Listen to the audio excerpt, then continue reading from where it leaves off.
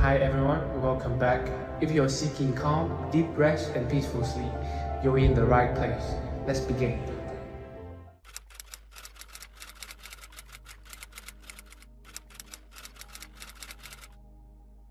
For centuries, Zen masters have shared quiet truths about the art of acceptance and the flow of life. These are not teachings that require complex thought or deep analysis. They are simple, yet profound, truths that speak directly to our hearts. Before we begin, take a moment to settle in and perhaps share where you are and what time it is in your world. As we journey together through these stories, allow your breathing to become naturally slower and deeper. There is no need to rush, to understand everything perfectly, or to achieve anything at all. Let these ancient teachings simply wash over you like the gentle flow of a river. Each story we explore tonight invites you to discover the peace that comes with acceptance, the kind of peace that makes life feel lighter, like the effortless flow of water, and allows us to rest deeply at the end of each day. Zen wisdom reminds us that acceptance isn't something we must search for or fight to find. It is always here, within us, in this very moment. It is the quiet space between breaths. Relax. Take a slow, deep breath, and let's begin this journey together. Let's begin in a small, tranquil village, nestled between rolling hills and a gently flowing river. There lived a Zen master named Ryota. He was known far and wide for his deep understanding of life and the way he could help others find peace in the midst of their struggles. The river that ran through the village was a central part of his life, and he often spent time sitting by its banks, listening to its quiet, endless flow. It was here, in the stillness of nature, that many people came to him seeking guidance, looking for answers to the questions that weighed heavily on their hearts. One sunny afternoon, a young man named Akira arrived at the temple where Ryota lived. Akira was troubled. He had heard of the master's wisdom and hoped that he could find some peace for the restless turmoil that filled his mind. Akira had spent many months struggling with the challenges of life. He had tried countless times to fix his problems, but no matter what he did, things always seemed to slip out of his control. The harder he tried to push forward, the more obstacles appeared. He felt trapped, as though he were constantly fighting against something that he could never fully understand. When Akira saw Master Ryota, he immediately felt a sense of calm. The master sat quietly by the river, his eyes closed, listening to the flow of the water. It was as if the sound of the river spoke to him in a language that words could never express. Akira felt a small knot of tension loosen within him just by being in the presence of the Zen master. He took a deep breath and walked closer to him, sitting down on the ground nearby. "I have come to you, master," Akira began, his voice tinged with frustration, "because I feel like I cannot move forward in my life. Everything seems to be against me. I am like a stone stuck in the current of a river, unable to flow with life. I try to make decisions, to push myself, but it feels as though the river of life is always pushing me in the wrong direction." Ryota opened his eyes slowly, looking at Akira with a soft gaze. He didn't speak for a moment, simply observing the young man. Then, with a gentle smile, he pointed to the river beside them. The water flowed endlessly, winding around rocks and trees, moving with a constant, unwavering rhythm. "Akira," Ryota said, his voice calm and steady, "do you see the river? It is like life itself, always moving, never the same. It moves through everything, through the stones, the trees, the land. It does not ask for permission. It does not fight against what is in its path. It simply flows." Akira looked at the river, following the path of the water as it twisted and turned around rocks, gliding smoothly over the surface. He watched the water as it moved around obstacles, seeming to flow effortlessly. In his mind, he compared this to his own struggles. He felt like he was fighting against the current, trying to swim upstream, unable to find any peace. "Master," I see the river, Akira said slowly.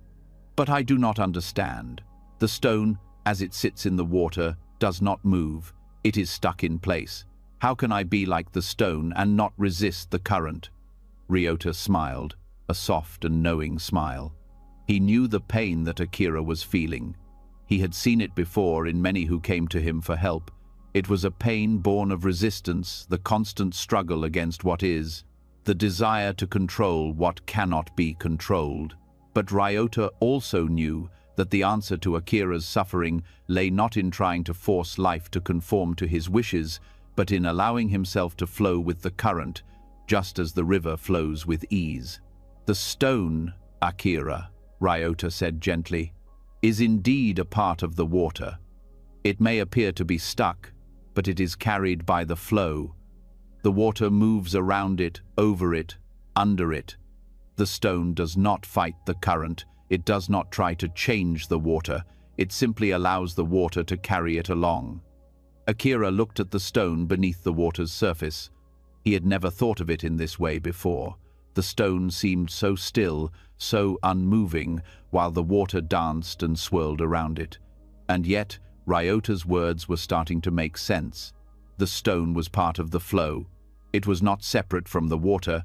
It was being carried along with it, even if it didn't seem to move. "Are you saying that I must stop resisting life's flow?" Akira asked, his voice filled with both curiosity and doubt. "Yes," Ryota replied simply. "The water does not struggle to move. It does not try to change the stones or force them to go in a different direction. It simply flows, and everything it touches is carried along with it. You, too, must allow life to carry you. Stop fighting the current, and you will find peace." Akira sat in silence, contemplating the words of the Zen master. He thought about all the times he had struggled against life, trying to control the things he couldn't control. He had fought against his circumstances, against his fears, and against the choices he had made. But in doing so, he had only made his suffering worse. Ryota's words were beginning to sink in, and Akira felt a sense of relief. Perhaps there was another way. "But how do I stop fighting?" Akira asked quietly, his voice filled with a sense of vulnerability. "How do I let go of my need to control everything?" Ryota looked at Akira with compassion. He had asked the question that many ask when they begin their journey on the path of Zen. The answer was simple, yet it required deep trust. Trust in the flow of life. Trust that, by surrendering to the current, one could find a freedom that was not bound by struggle. "Let go of the need to control," Ryota said softly. "Trust that life will take you where you need to go. When you accept the flow, you do not fight against it. You simply become one with it, and in that oneness, you will find your freedom." Akira closed his eyes, taking in Ryota's words. For the first time in a long while, he felt a sense of peace beginning to settle in his heart. He realized that his struggles were born of his resistance, his unwillingness to accept what was. He had always thought that if he fought hard enough, if he tried hard enough, he could change everything. But now he understood that the key to peace lay in accepting life as it was, without resistance, without struggle.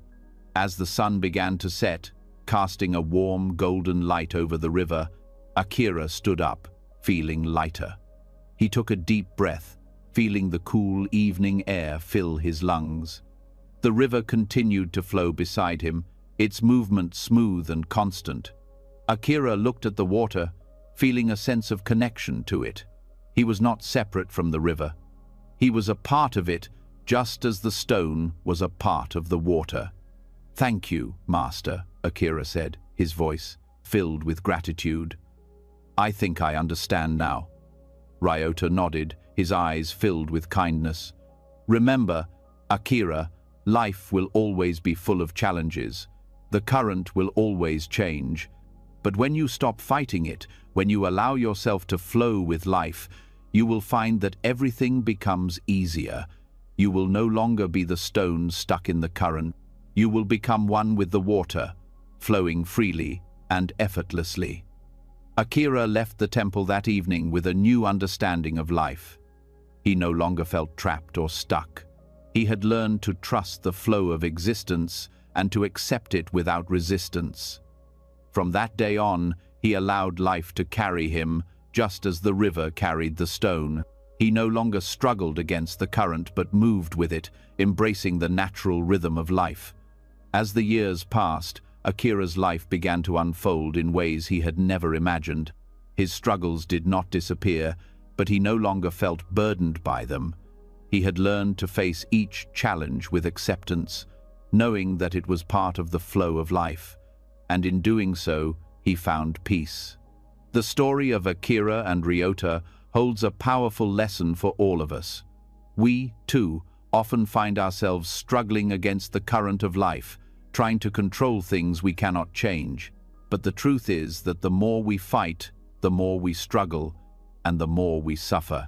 When we learn to accept life as it is, without resistance, we can find the peace and freedom that comes with being one with the flow of existence. Just like the stone in the river, we, too, can learn to move with the current, finding our way through life with ease and grace. In a quiet Zen monastery nestled in the hills, there lived a young student named Suki. She had come to the monastery seeking peace, as many do, tired of the noise and confusion of the outside world. Here, among the simple life of the monks, she found solace, though her mind often remained restless. She had heard many teachings and practiced many meditations, but still, something within her was unsettled. One bright morning, after the morning bells had rung and the monks had finished their meditation, Suki walked to the Zen garden. The garden was her favorite place in the monastery, with its carefully raked sand, the rocks placed with intention, and the tall bamboo trees that reached up toward the sky. The bamboo was graceful, its thin, swaying stems dancing with the breeze. Suki would often sit by the bamboo, watching it move with the wind. There was something peaceful about the way it seemed to bend without breaking, allowing the wind to pass through it, only to stand tall once the storm had passed. On one particular day, a heavy wind blew through the garden, stronger than any Suki had felt before. The bamboo trees bent low under the pressure, their stems leaning far over as the wind howled through the garden. Suki watched in awe as the bamboo swayed in the wind, its leaves rustling, bending lower and lower with each gust. Yet, the bamboo did not break. It did not fight the wind. It simply bent, allowing the wind to pass through it. Curious, Suki turned to her teacher, Master Tetsuya, who had been watching the scene from a distance. She approached him and asked, "Master, why does the bamboo bend in the wind instead of resisting? Why doesn't it stand firm and refuse to yield to the pressure?" Master Tetsuya smiled softly, his eyes glinting with the wisdom of a lifetime spent in the pursuit of truth.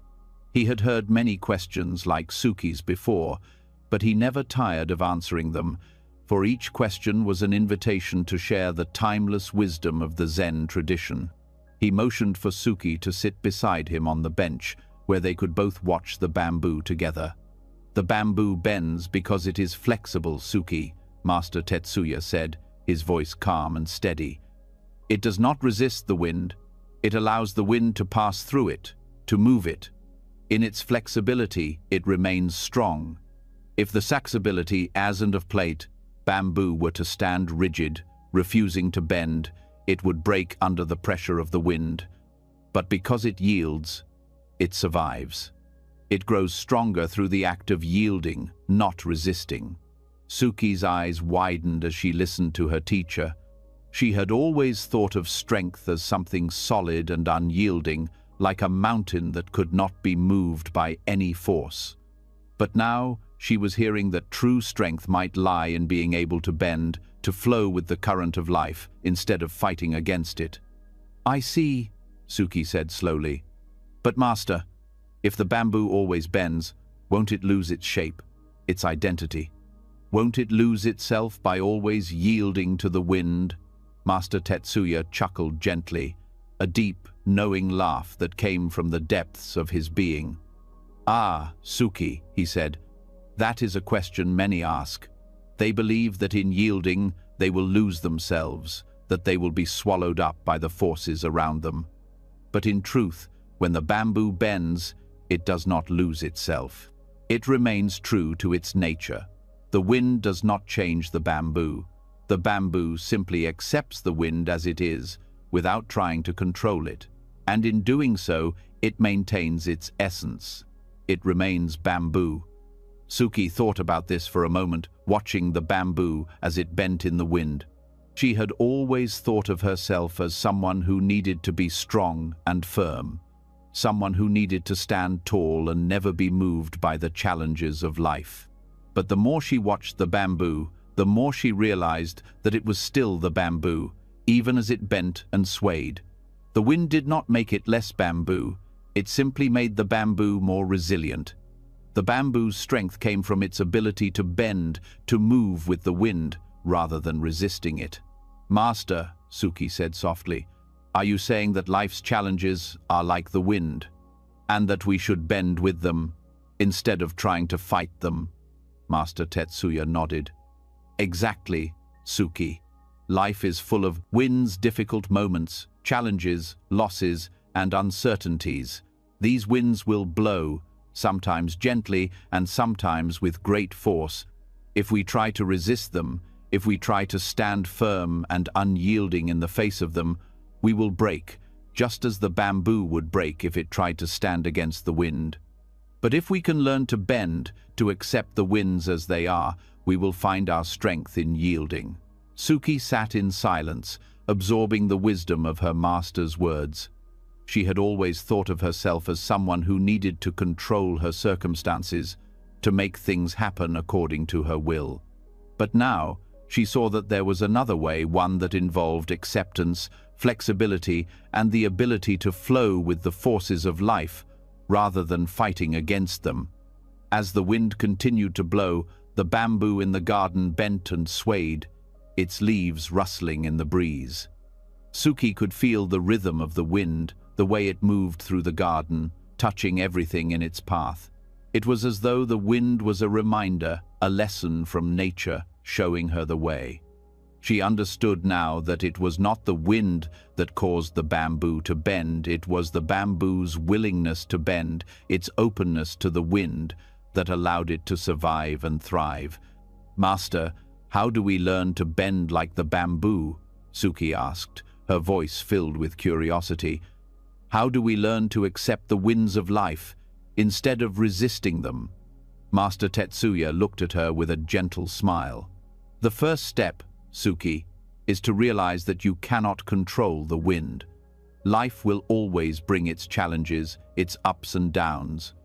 You cannot predict what will come or when it will arrive, but you can control how you respond to it. If you resist, you will suffer. But if you bend, you will flow with life, and in that flow, you will find peace." Suki nodded, feeling a sense of calm wash over her. She had spent so much time trying to control everything around her, trying to make life bend to her will. But now she understood that true peace came from yielding, from accepting the winds of life, and trusting that they would carry her to where she needed to go. As the day turned into evening, Suki sat in the garden, watching the bamboo continue to bend with the wind.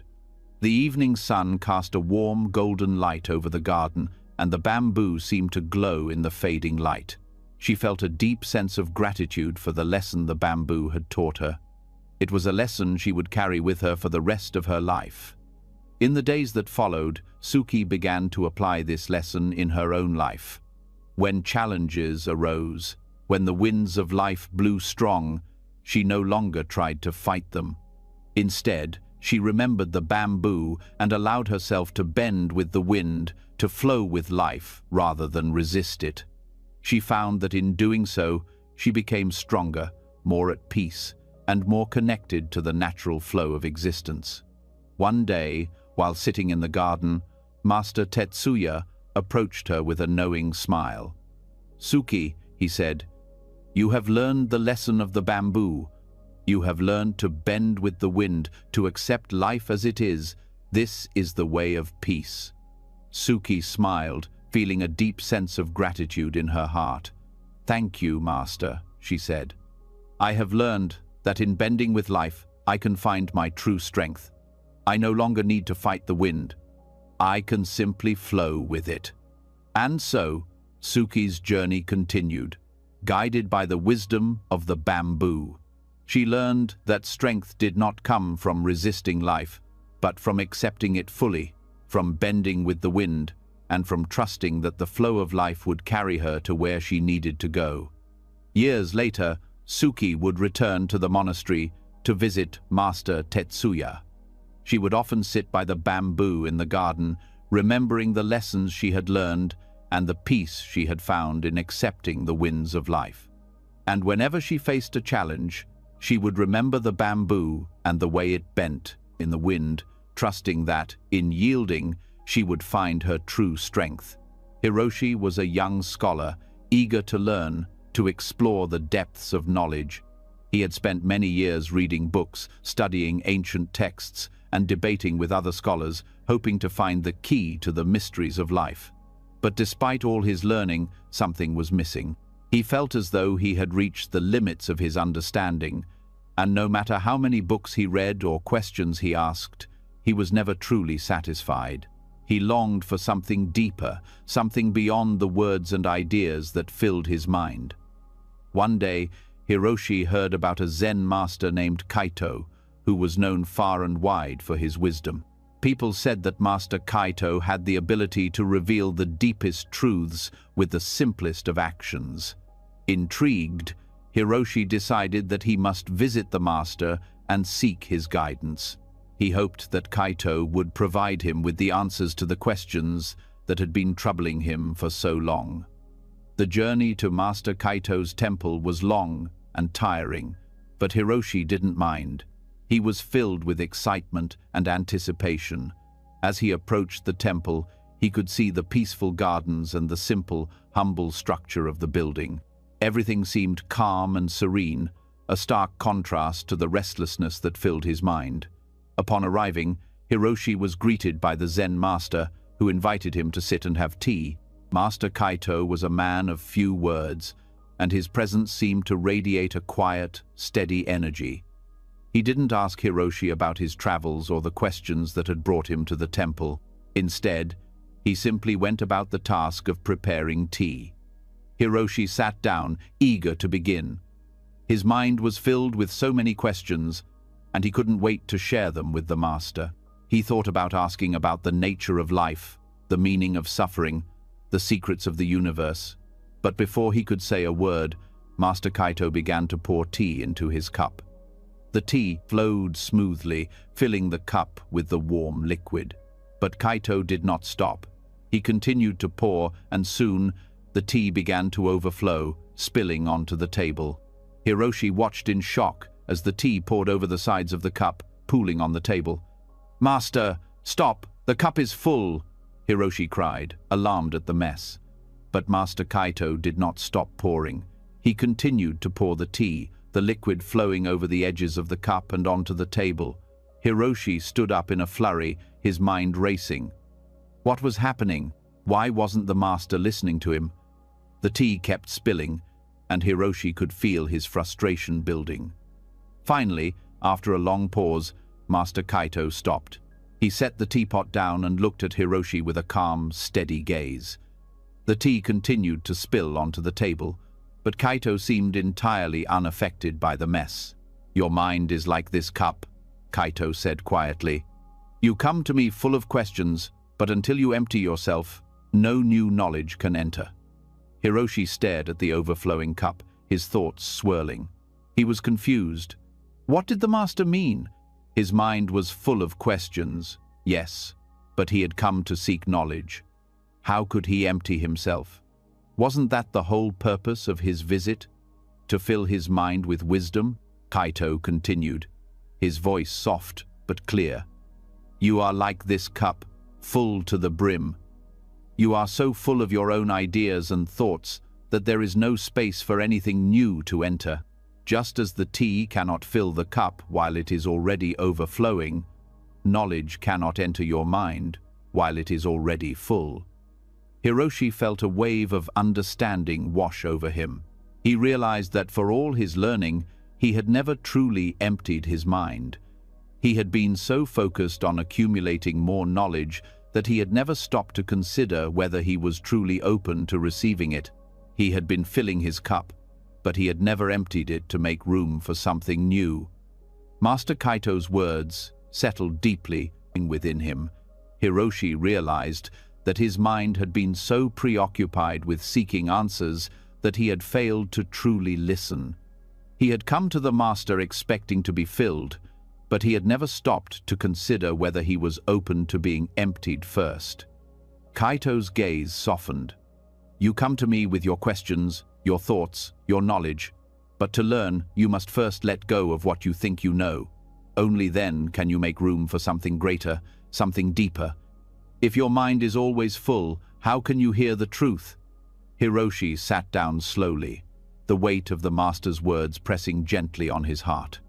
He had always been focused on the need to know, the need to understand everything, but now he understood that true knowledge came not from accumulating answers, but from allowing the space for wisdom to enter. It wasn't about gathering more and more facts or ideas. It was about letting go of the clutter in his mind and being open to the simplicity of what was before him.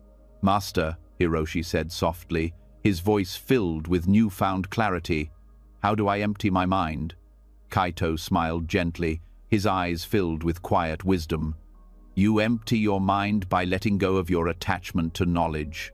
You let go of your need to be right, your desire to control what you know. You allow yourself to be open, to listen without judgment, without expectation. In that openness, you will find the truth." Hiroshi sat in silence, reflecting on what the master had said. He realized that in his quest for knowledge, he had been grasping at ideas and concepts, trying to fill himself with answers. But now he saw that true wisdom didn't come from holding on tightly to the things he thought he knew. It came from letting go, from emptying himself of preconceived notions and allowing the present moment to reveal its own truth. Master Kaito continued to sit quietly beside him, the tea still spilling onto the table. Though the master seemed entirely at peace, Hiroshi looked at the teapot, at the overflowing cup, and understood that his mind had been like that cup full of ideas, expectations, and desires. It wasn't until he let go of his attachment to these things that he would be able to truly receive new knowledge. The next morning, Hiroshi woke early, before the sun had risen. He walked through the temple grounds, his mind calmer, quieter than it had been in years. He had learned that true knowledge wasn't about filling his mind with more information, it was about emptying it of the things that cluttered it, allowing himself to be present, to be open, and to listen. In the days that followed, Hiroshi practiced what Master Kaito had taught him. He let go of his need to accumulate knowledge, to be the smartest person in the room. Instead, he began to approach life with a sense of openness, of curiosity. He allowed himself to listen, truly listen, to the world around him, to the people he met, and to the stillness of his own mind. One afternoon, Master Kaito invited him back to the tea table. This time, when Hiroshi sat down, there was no rush, no urgency to speak. He was simply present. Master Kaito poured tea into his cup.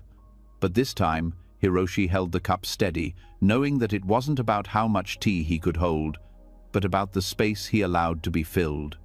As Master Kaito poured the tea, Hiroshi felt the warmth of the liquid fill the cup, and in that simple moment, he understood. The cup did not need to be overflowing. It only needed to be full enough to hold what was necessary. Just as his mind did not need to be full of answers, it only needed to be open enough to receive the wisdom of the present moment. Hiroshi sat back, a quiet smile forming on his face. He realized that in emptying his mind, he had made space for true knowledge to enter. And in that openness, he found peace. Years later, people would come to Hiroshi, eager to hear his teachings. They would ask him about the secrets of wisdom, about the mysteries of life. And with a gentle smile, Hiroshi would always say the same thing. "I learned from a wise man that a full cup cannot hold anything new.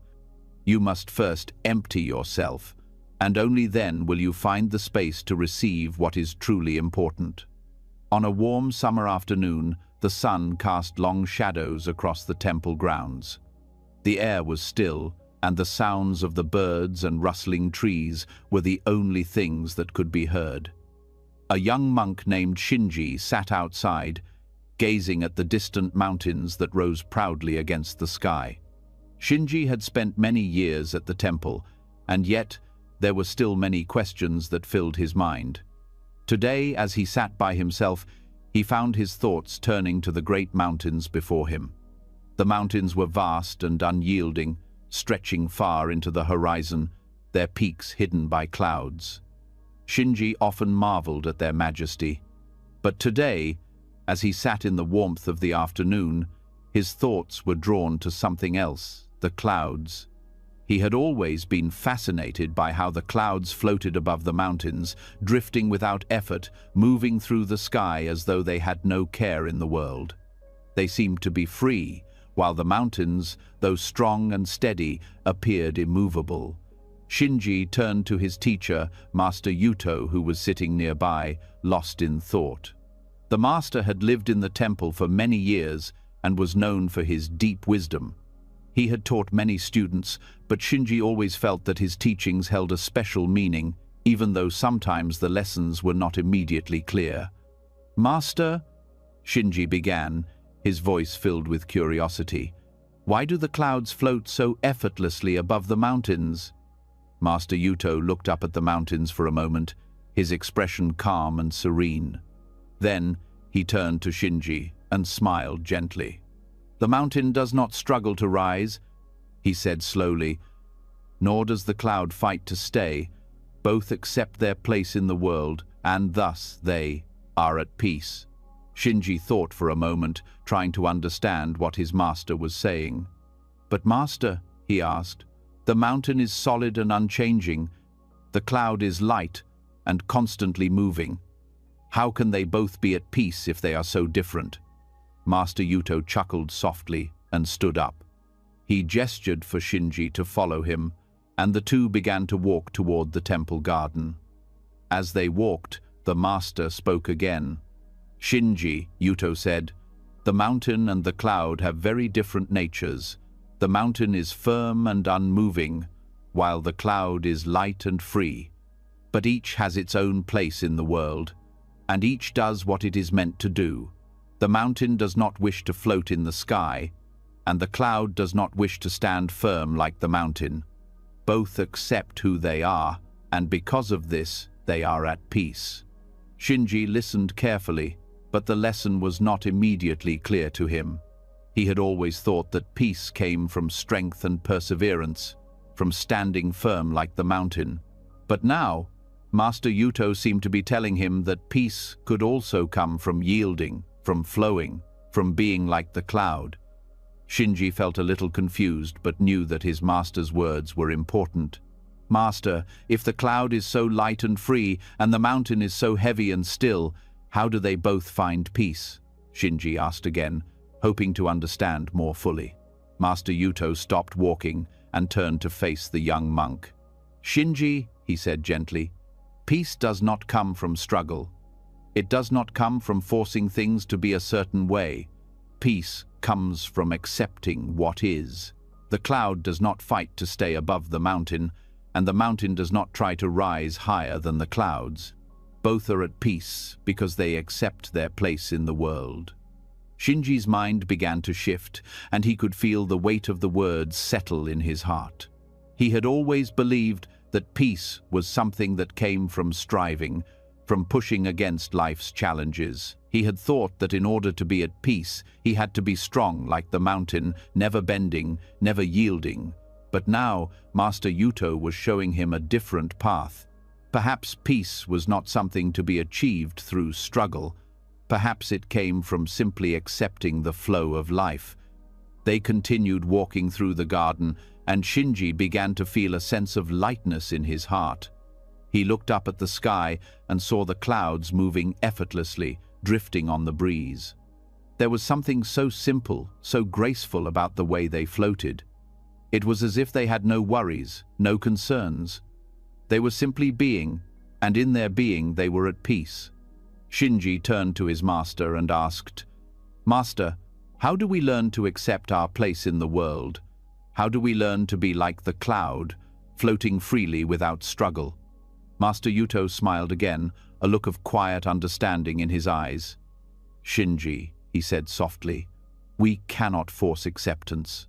It comes when we learn to let go of our desires, our expectations, and our attachments. It comes when we stop trying to control everything around us and simply allow life to unfold as it is meant to. Like the mountain, we stand firm in our place. Like the cloud, we let go and allow ourselves to move freely with the wind. When we accept our place in the world, we are no longer fighting against the current of life. We are at peace with it." Shinji thought about this for a long time. He had always believed that he had to fight to achieve peace, that he had to prove his worth by being strong and unyielding. But now, he realized that true strength lay not in resisting life, but in surrendering to it. Peace was not something that could be forced. It was something that came when he learned to accept what was, when he stopped fighting against life's currents and allowed himself to float freely, like the cloud. As the sun began to set and the sky turned a soft orange, Shinji felt a sense of quiet understanding within himself. He had spent so many years trying to be something he was not, trying to control his life and his circumstances. But now he understood that peace came from accepting his true nature, just as the mountain accepted its place and the cloud accepted its freedom. Master Yuto stood beside him, watching the clouds drift across the sky. "Shinji," he said, "when we accept our own place, we too will float above life's struggles. We will no longer be weighed down by the burden of trying to control everything around us. We will find peace in the simplicity of being." Shinji nodded, his heart filled with gratitude. He understood now that peace was not something that could be achieved through force or struggle. It was something that came when he let go of his need to control and allowed himself to be. Like the mountain and the cloud, he could find his place in the world and accept it with grace. As they returned to the temple, Shinji felt lighter than he had in years. The weight of his many questions had begun to lift. He no longer felt the need to fight against the world, to struggle to find his place. He understood now that peace was not something to be attained by doing it, was something to be found by simply being. The next day, Shinji sat in the garden once again, watching the clouds float above the mountains. This time, he felt a deep sense of connection to them. He was no longer looking at them as separate from himself. He was the mountain, firm and strong in his place, and he was the cloud, light and free in his surrender. Together, they existed in harmony, each accepting its own role in the vastness of the world. In the days that followed, Shinji practiced this new understanding. He let go of his need to control everything around him. He allowed himself to flow with life, to accept his place in the world without resistance. As he did, he found that his heart became lighter, his mind clearer, and his spirit more at peace. He was no longer burdened by the weight of his own expectations. He had learned to accept life as it came, and in doing so, he had found the peace that had always been within him. Master Yuto's teachings had shown him the way, and Shinji would carry them with him for the rest of his life. The mountain and the cloud had taught him the greatest lesson of all, that peace comes not from struggle, but from acceptance. When we accept our place in the world, we, too, will float above life's struggles, free and at peace. Taro was a young novice monk who had only recently arrived at the temple. The peaceful surroundings and the simple life of a monk had drawn him to this place, where he hoped to find clarity and direction for his life. The temple was nestled beside a great river which flowed quietly through the valley, winding its way through the landscape. Taro spent much of his time sitting by the riverbank, watching the water flow by, its current steady and constant, never hesitating or looking back. Yet, despite the serenity around him, Taro felt restless. His mind was filled with questions, and he could not find peace. One afternoon, as the sun began to set and cast a soft golden light over the river, Taro stood on the riverbank, lost in thought. The water flowed before him, but his mind felt still, unmoving. He was troubled. It was as though his life had come to a standstill. He had been practicing the teachings of the monks and following the disciplined routine of his days, but inside he felt stuck. His heart was full of questions, but the answers seemed just out of reach. He didn't know how to move forward. Every path seemed unclear, and every choice felt overwhelming. His master, Zenji, walked up beside him, noticing the young monk's troubled expression. Zenji had spent many years studying the ways of Zen, and his wisdom was known throughout the temple. He had seen many students come and go, each carrying their own burdens, seeking peace and understanding. Zenji was patient, never hasty to offer advice unless it was needed. He knew that Taro's struggles were part of his journey, and that the young monk would come to find his own answers in time. "What is troubling you, my son?" Zenji asked, his voice gentle, yet full of the quiet authority that comes with a deep understanding of the world. Taro sighed deeply, as though the weight of the world had settled in his chest. He looked at his master, his eyes filled with uncertainty. "I do not know how to move forward in life, master. I feel stagnant, as if I am standing still while the world around me keeps moving." Zenji nodded, understanding the frustration that Taro was feeling. He had experienced that same feeling in his youth, when he had struggled to understand his place in the world. The river beside them flowed endlessly, as it always had. But for Taro, it seemed that his own flow had come to a halt. Zenji gestured for Taro to walk with him along the riverbank. They walked side by side, the sound of the water filling the air. The sun's light danced on the surface of the river, creating sparkling patterns on the water's surface. As they walked, Zenji spoke. "The river never hesitates," Zenji said, his voice calm and steady. "It simply flows. The water does not stop to consider where it is going or to ask why it must flow in a particular direction. It does not hesitate or worry about the obstacles it may encounter. It just flows. This is how life is meant to be lived, my son." Taro listened carefully, but his mind was still clouded with confusion. "But master," Taro said, "I do not understand. The river flows, yes, but it has no choice in the matter. It has no will or purpose. It simply follows its course. How can I be like the river? How can I move forward when I do not know where to go?" Zenji smiled gently, his eyes filled with a quiet wisdom that came from years of experience. "The river does not question its path, Taro," he said. "It moves with the flow of nature. It accepts the present moment as it is, without resistance. This is why the river is always moving, always flowing forward. It is not concerned with what lies ahead. It is not concerned with the past.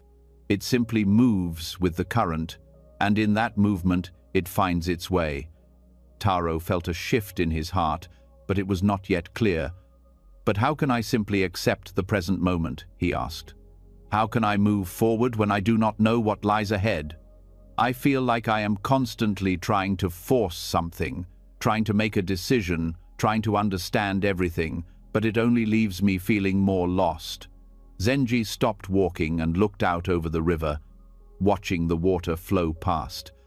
The river never hesitated, never fought against the current. It simply was. "Taro," Zenji said softly, "the river does not struggle with the present moment. It does not try to change its course.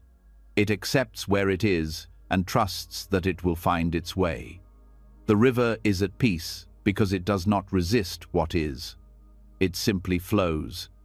Taro stood still for a moment, taking in his master's words.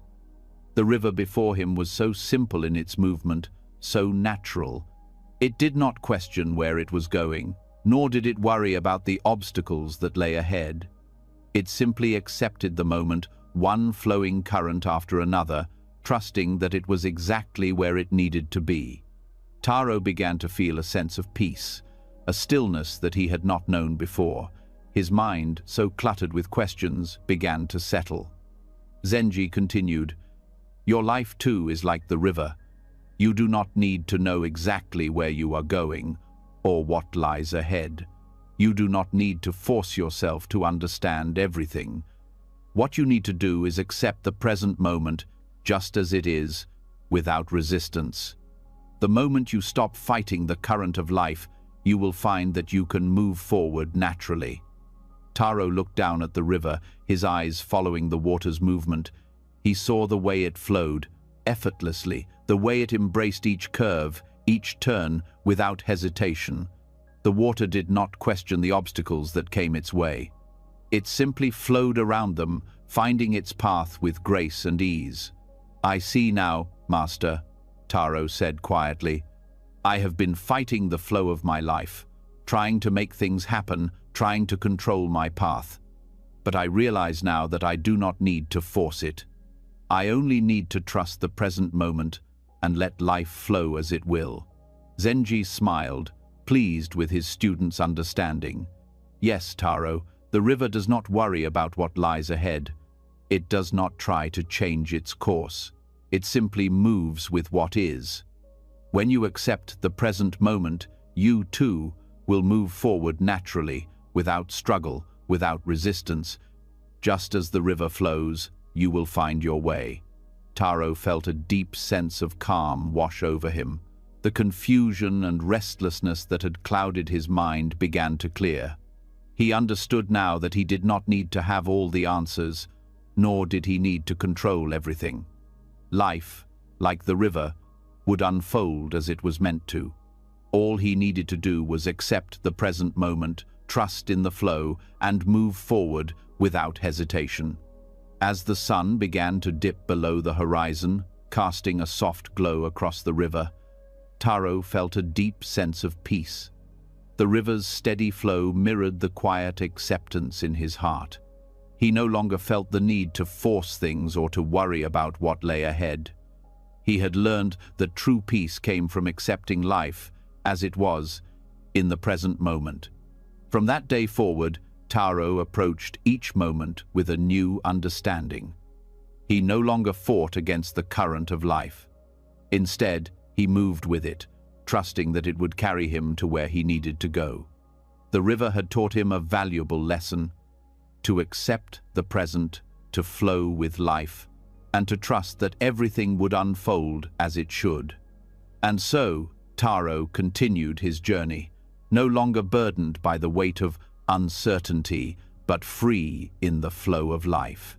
Each step he took was light, each moment filled with peace. The river, like the present moment, carried him forward, naturally and effortlessly.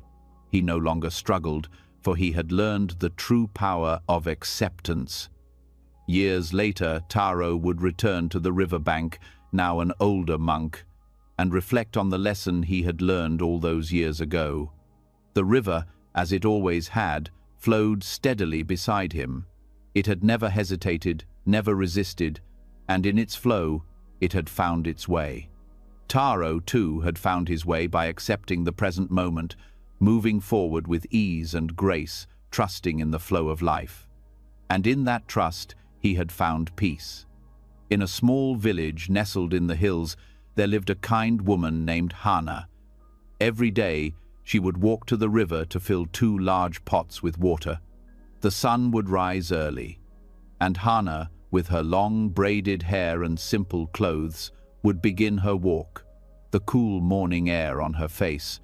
She carried the pots carefully, balanced on a wooden pole that rested across her shoulders. She would walk back to her house, carefully navigating the winding paths that led through the village. One of the pots was new, solid, and held water perfectly. The other was cracked.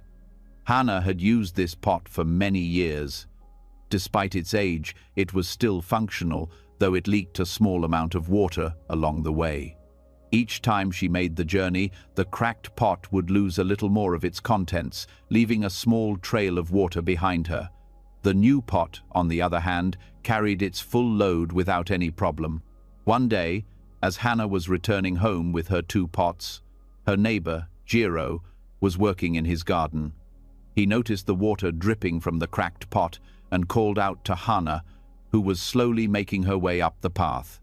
"Hannah," Jiro said, "why do you continue to use this cracked pot? Why not replace it with a new one like the other? It's wasting water, and it's not doing its job properly." Hannah smiled gently, setting the pots down beside the flowers in her garden. She knew that Jiro often had a practical way of looking at things. To him, the cracked pot was a problem, something that needed to be fixed or replaced. He did not see the beauty in its imperfection, as she did. "The cracked pot has its own purpose," Hannah said, her voice calm and filled with understanding.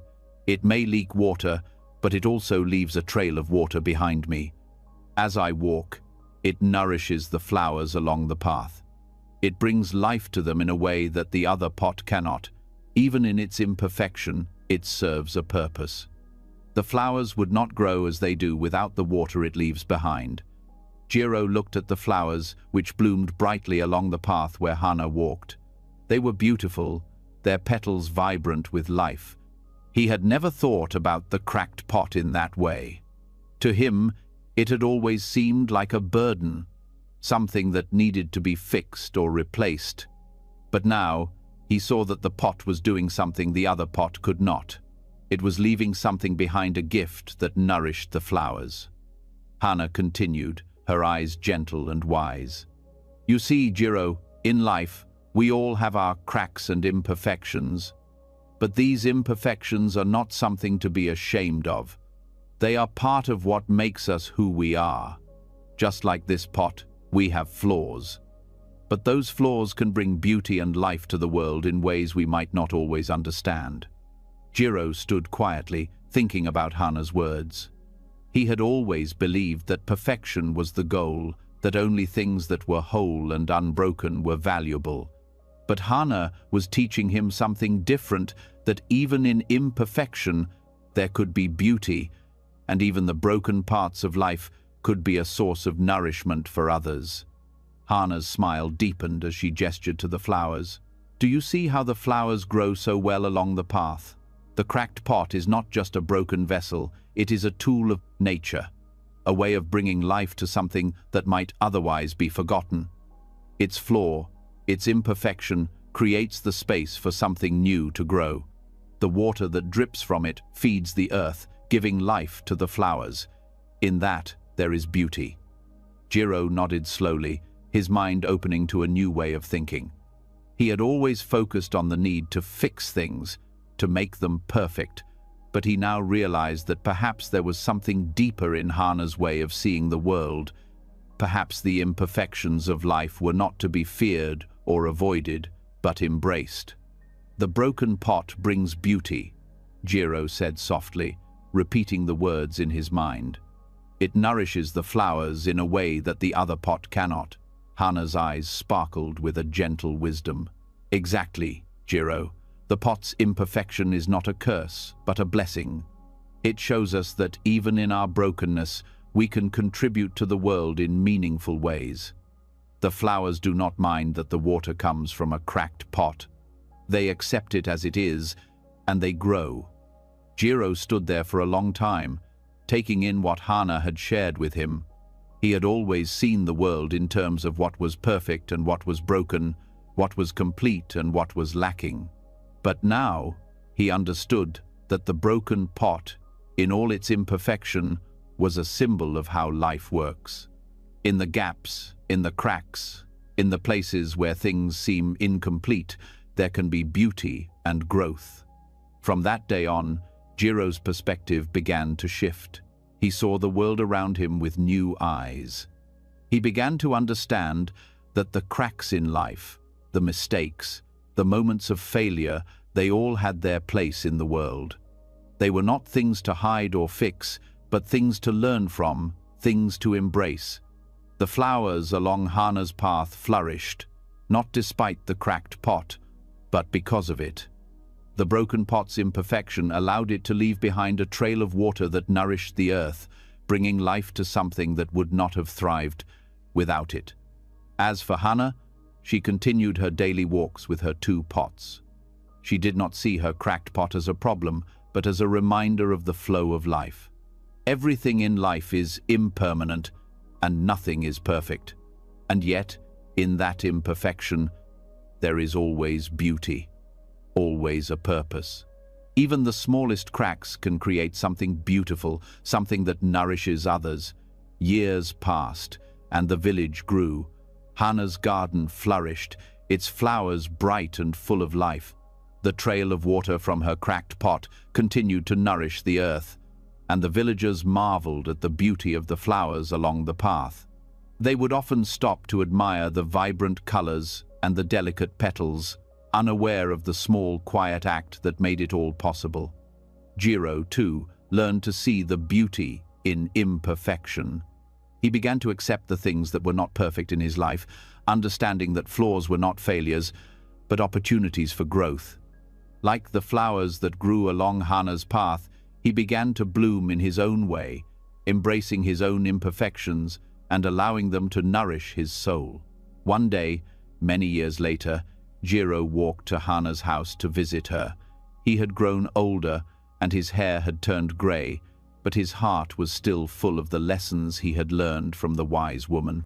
As he walked the familiar path, he noticed the flowers that still grew along the way, their colors just as bright as they had been all those years ago. And there, at the end of the path, was Hana, still carrying her 2 pots. "Hana," Jiro called, smiling as he approached her. "I've come to thank you once again for the lesson you taught me so many years ago. I've learned that even in our brokenness, there is beauty. Your cracked pot has shown me that imperfection is not something to be ashamed of, but something to embrace." Hana smiled, her eyes soft and kind. She had lived a full life, but she knew that the lesson she had shared with Jiro had left a lasting mark on his heart. "Jiro," she said, "you have understood the lesson. The broken pot brings beauty because it allows life to flow. It is through our cracks that we connect with the world, that we nourish others. We do not have to be perfect to make a difference. Our imperfections are what make us whole." As the sun set behind the mountains, casting a warm glow over the village, Jiro and Hana stood together, watching the flowers along the path. The beauty of the garden was not just in the flowers, but in the lessons they carried. And in that moment, both Jiro and Hana knew that, just like the water from the cracked pot, their lives had left a trail of beauty behind them. The story of Hana and her broken pot teaches us that perfection is not the goal of life. We do not have to be flawless to make a difference in the world. It is in our cracks, in our imperfections, that the beauty of life flows. Just as the broken pot nourished the flowers along the path, so too can our own imperfections nourish the world around us. When we accept our flaws, we allow ourselves to be part of the flow of life, bringing beauty and meaning to all we touch. Even in imperfection, there is a flow of life. In a peaceful Zen temple, nestled in the hills where the air was fresh and the world moved slowly, there lived a young monk named Daichi. He had come to the temple to learn the ways of Zen, seeking wisdom and peace from his master, Yuto. Daichi was eager to understand the deeper truths of life. But like many young monks, he was full of questions, restless with the desire to grasp the teachings quickly. Master Yuto was a patient man, one who had spent many years cultivating a calm and still mind. He knew that the path to peace was not rushed, and that wisdom would come when Daichi was ready to receive it. Each day, Daichi followed his master's instructions, performing the simple tasks that made up the daily routine of temple life. Among these tasks was one that Daichi had been asked to do every morning: to rake the Zen garden.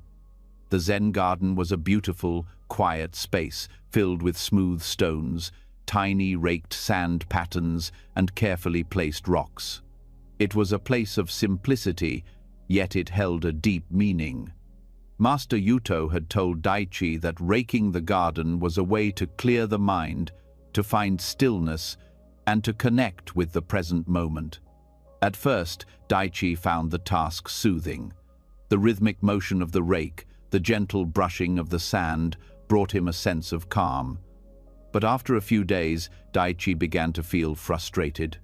He would rake the garden in the same pattern every time, moving the rake in the same way, back and forth. The sand would look neat and orderly, but as soon as the wind blew or someone stepped on it, the patterns would be disturbed, and Daichi would have to start all over again. One morning, after days of raking the same patterns, Daichi approached Master Yuto with a question that had been bothering him. He had been raking the garden, but he wasn't sure if it was making any difference.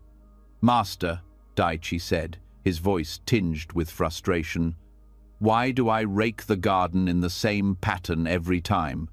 Doesn't it seem pointless? Every time I finish, the wind blows or someone walks through, and the patterns are gone. Why do I keep doing this?" Master Yuto looked at Daichi with a gentle smile. He had been waiting for this question. His answer would not come in words alone, but in the experience of the task itself. "The purpose is not the pattern itself, Daichi," Yuto said slowly, his voice calm and steady. "The purpose is the act of raking. In the simple, repetitive motion, there is acceptance and flow. Do the task fully, and you will see its wisdom." Daichi looked at his master, unsure of what he meant. He had expected a more direct answer, perhaps a deeper explanation of the meaning behind the garden or the raking. But Yuto's words seemed to suggest that there was something more in the process itself, in the act of doing the task without focusing on the results. "Do the task fully," Yuto repeated. "When you rake, do not think about the pattern or about what will happen to the garden after you finish. Focus only on the raking. In the motion of the rake, in the sound of it moving through the sand, there is a rhythm, there is an acceptance of what is. This is the way of Zen." Daichi was quiet, still unsure. He had been focused so much on the results, on the perfect pattern in the sand, that he had not been present in the task itself. He had been thinking of the end goal, and in doing so, had missed the beauty in the process. Master Yuto continued, "When you rake, you are not just making patterns in the sand, you are clearing your mind. You are bringing your attention to the present moment, letting go of everything else. The pattern in the sand is not important. What matters is the experience of raking, the movement, the sound, the flow of the action. When you let go of the need to control the result, you can experience the peace in the task itself." Daichi stood still for a moment, letting the words sink in. He looked down at the garden, the sand that had been raked the same way every day, but now he saw something different. He saw the simplicity in the task. He saw the beauty in the motion of the rake, the way it moved smoothly through the sand, creating gentle lines. He saw the way the wind would come and shift the patterns, only to have them return again when he raked once more. It was not about achieving a perfect, unchanging design. It was about the process, the constant motion, the rhythm, the way the garden could never be fixed or permanent, but always alive and changing. The garden, like life itself, was always in motion, always moving, and that was its beauty. The next morning, Daichi approached the Zen garden with a new perspective. This time, he did not focus on the patterns he was making. He simply raked, feeling the motion of the rake, listening to the sound as it moved through the sand. The repetitive task became a meditation. Each stroke of the rake was a moment of presence. Each moment was enough. He stopped thinking about the wind or about the footsteps that might disturb the sand. He stopped worrying about the result and focused on the doing. As he raked, Daichi felt a sense of calm that he had not felt before. His mind, which had been filled with questions and doubts, became still. In the act of raking, he found peace. The garden, in all its simplicity, became a mirror for his own mind. Just as the garden changed with each stroke, so too did his mind, becoming more clear and peaceful with each passing moment. The task was not to be done perfectly, but to be done with attention, with presence. Master Yuto watched from a distance, seeing the change in Daichi. The young monk had learned something important not just about raking the garden, but about life itself. Life was not about the results, the perfect patterns we try to create. It was about the flow, the present moment, and the ability to engage fully in what we are doing without worry about what comes next. As Daichi finished raking the garden, he felt a deep sense of satisfaction, not from the patterns he had created, but from the experience of the task itself. He realized that the beauty of the garden was not in the final result, but in the process. Just like life, the garden was constantly changing, constantly in motion, and that was where its true beauty lay. Later that day, Daichi approached Master Yuto once more. This time, his face was calm and clear, his eyes filled with understanding. "Master," Daichi said, "I understand now. It was never about the patterns in the sand. It was about the act of raking, about being fully present in the moment. When I stopped focusing on the result, I found peace in the process itself." Yuto smiled, pleased with his student's realization. "Yes, Daichi. When you engage fully in what you are doing, without attachment to the outcome, you experience the flow of life. Just as the garden is always changing, so too are we. The task is not to control that flow, but to accept it, to be in harmony with it." Daichi nodded, his heart light with the wisdom he had gained. He understood now that life was not about striving for perfection or trying to control everything. It was about accepting the present moment, engaging fully in what you are doing, and finding peace in the process.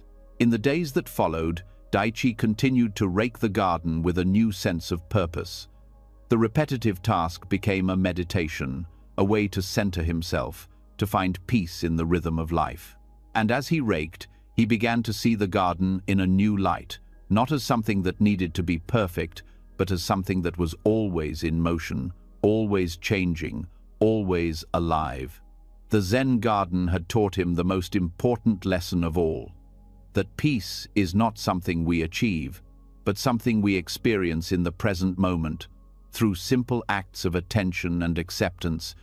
Just as the sand in the garden was shaped by each stroke of the rake, so too was Daichi's mind shaped by his ability to be present and to flow with the rhythms of life.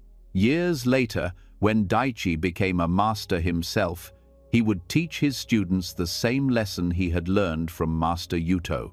He would show them the Zen garden, the rake, and the simple act of raking.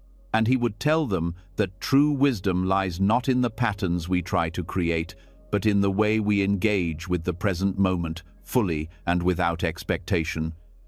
In the flow of life, there is peace. Kaito was a young monk at a quiet Zen temple nestled in the mountains.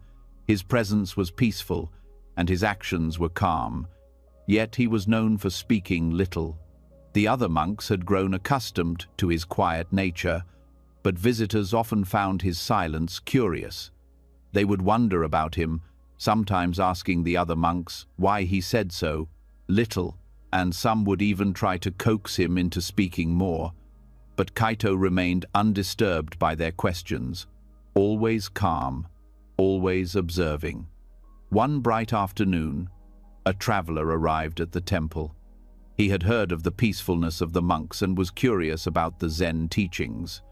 The traveler, feeling the weight of his own restless mind, had come seeking answers. After some time spent in the temple, and having witnessed Kaito's quiet demeanor, the visitor finally approached the young monk, intrigued. "Kaito," the visitor said politely, "I have watched you for several days now. You speak so rarely, and I cannot help but wonder why. Why do you speak so little? Isn't there wisdom to be shared with others? I have heard that silence is powerful, but surely words also carry power.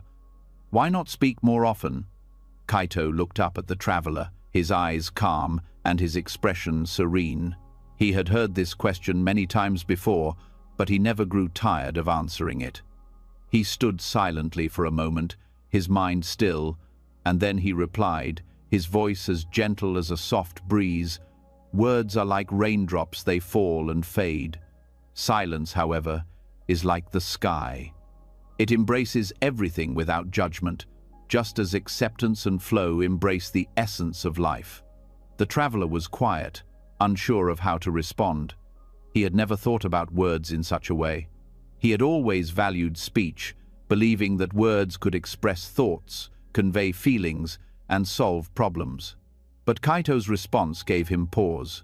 Words, like raindrops, fell and were gone. But silence was like the sky, always present, always vast, and open to everything. "What do you mean by that, Kaito?" the traveler asked, still seeking to understand. "How is silence like the sky? How does silence embrace everything without judgment?" Kaito smiled, the corners of his eyes crinkling with gentle wisdom. He gestured for the traveler to walk with him, and they began to walk through the temple grounds, past the tranquil pond and the carefully tended garden. As they walked, Kaito spoke once more. "Words are limited, and once spoken, they disappear. They may offer clarity for a moment, but they fade as quickly as raindrops fall to the earth. When you speak, you can only express what is in your mind at that moment. Once the words are spoken, they are no longer the same. They are in the past. But silence is not bound by time. It remains present, open to everything, without effort or judgment. Just like the sky above, silence holds everything within it. It does not need to change or control anything. It simply is." The traveler listened intently. He had never considered that silence could be so profound. He had always thought that silence meant emptiness. But now he realized that silence was not an absence of something, it was a presence, a space that embraced everything without needing to interfere. Silence was not an empty void. It was like the sky, vast and unchanging.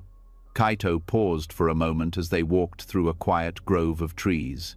He looked up at the sky, his eyes soft, and then he continued, "You see, the sky does not judge the clouds that pass through it. The sky does not control how the clouds move. It simply holds them. It allows them to pass by. In the same way, silence does not judge the thoughts that come and go in the mind. It simply holds them. Silence does not resist the flow of life. It embraces it." The traveler's mind was beginning to open, and he felt the quiet wisdom in Kaito's words. He had spent so many years talking, analyzing, trying to explain everything around him. But now he understood that words could not contain everything. There were things beyond words, things that could only be felt in the silence, things that could not be captured by spoken language. "Silence," Kaito said softly, "is a way of accepting the present moment fully, without resistance. It is not about saying nothing, but about being fully present with what is. When you speak, you create a separation between yourself and the moment. But when you are silent, you merge with the moment. You become one with it." The traveler thought deeply. He realized that much of his life had been spent talking, explaining, and trying to make sense of everything. He had filled his life with words, hoping that they would bring clarity, but perhaps there was something more to life than words. Perhaps true understanding did not come from speaking, but from listening, from being present with the world as it was, without the need to label it or explain it. Kaito continued, "In silence, there is no need to explain or fix anything. The sky does not explain the clouds. It simply lets them pass. Similarly, silence allows the thoughts, feelings, and experiences of life to pass through you without needing to change them. It is only when we fill our minds with words, with explanations, that we create barriers to true understanding." The traveler stopped walking, his mind now still.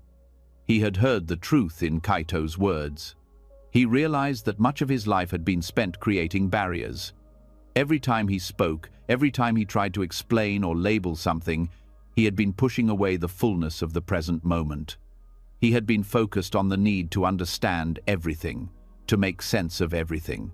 But in doing so, he had missed the beauty of simply being. "What can I do, Kaito, to learn this silence?" the traveler asked, his voice filled with genuine curiosity. Kaito smiled, a smile that was both kind and knowing. "The first step is to quiet the mind. When you find yourself filled with thoughts, allow them to come and go without attachment. Do not try to control them or hold on to them. Just let them pass, like clouds in the sky. When you can allow your thoughts to flow freely without judgment, you will begin to experience the peace that comes with silence." They sat down on a small bench beneath a tree, and Kaito looked out at the peaceful landscape. "Silence is not the absence of sound," he said. "It is the presence of stillness. It is the space in which all things arise and fade. In silence, there is no need for explanation or validation. There is simply acceptance." The traveler sat in silence beside Kaito, allowing the teachings to sink in. He felt the stillness in the air, the quiet that surrounded them, and he began to understand. Silence was not something that could be forced. It was not something that could be achieved by merely stopping speech. True silence came when the mind was at peace, when the heart was open to the present moment, without the need to label, explain, or understand. The traveler closed his eyes, letting the stillness of the moment wash over him. For the first time in a long while, he felt a sense of calm, a sense of presence that he had been searching for. He no longer needed to fill his mind with words. He could simply be, and in that being, he found peace. After a long moment, the traveler turned to Kaito and asked, "Master, does this mean I should speak less?" Kaito looked at him with a gentle smile. "No, my friend. It means that when you speak from a place of presence, from a place of peace. You will find that when your mind is still, your words will be few, but they will be clear. You will speak when it is necessary, and when you do, your words will carry more meaning because they come from a place of silence. Silence is not about saying nothing. It is about being fully present in the moment and allowing your words to flow naturally from that presence." The traveler nodded, a sense of clarity beginning to settle in his heart. He understood now that silence was not just the absence of sound, it was the presence of awareness, of being fully engaged with life as it was, without the need to manipulate or control it. It was a way of embracing the world without judgment, a way of accepting the flow of life without resistance. As the sun began to set, casting a warm glow over the temple grounds, Kaito stood up, ready to return to his duties. The traveler stood with him, feeling a deep sense of gratitude. "Thank you, Kaito," the traveler said. "Your words have brought me peace." Kaito smiled and nodded. "It is not my words that bring peace, but your own ability to listen to them in silence. May you find the stillness within, and may you live in that peace." As the traveler left the temple that evening, he felt a quiet transformation within himself. He had learned that silence was not something to be feared or avoided. It was a gift, a way to connect more deeply with the world. It was not about saying less, but about listening more and being fully present in each moment. And in that silence, he found the essence of life itself. In a quiet temple high in the mountains, there lived a monk named Satoshi. He was known throughout the land not for his words, but for his peaceful presence. Satoshi lived a simple life. His days were filled with the quiet rituals of the temple, meditation, sweeping the grounds, tending the garden, and sharing meals with the other monks. He rarely spoke of profound teachings or great wisdom, but those who spent time with him always felt a deep sense of peace. One day, a traveler arrived at the temple, weary from his long journey. He had heard stories of the monks and their wisdom, and he was eager to learn more. As he entered the temple, he was greeted warmly by the monks, and after some time, he found himself sitting across from Satoshi. The traveler noticed how still Satoshi was, how calm his presence seemed, and he couldn't help but be curious about the monk's practice. After a long silence, the traveler finally asked, "Monk, I have heard that you are a man of great wisdom. What is it that you practice? What teachings have you learned that I can carry with me on my journey?" Satoshi looked at the traveler with kind eyes, and after a pause, he smiled gently. "I have nothing to give but the present moment."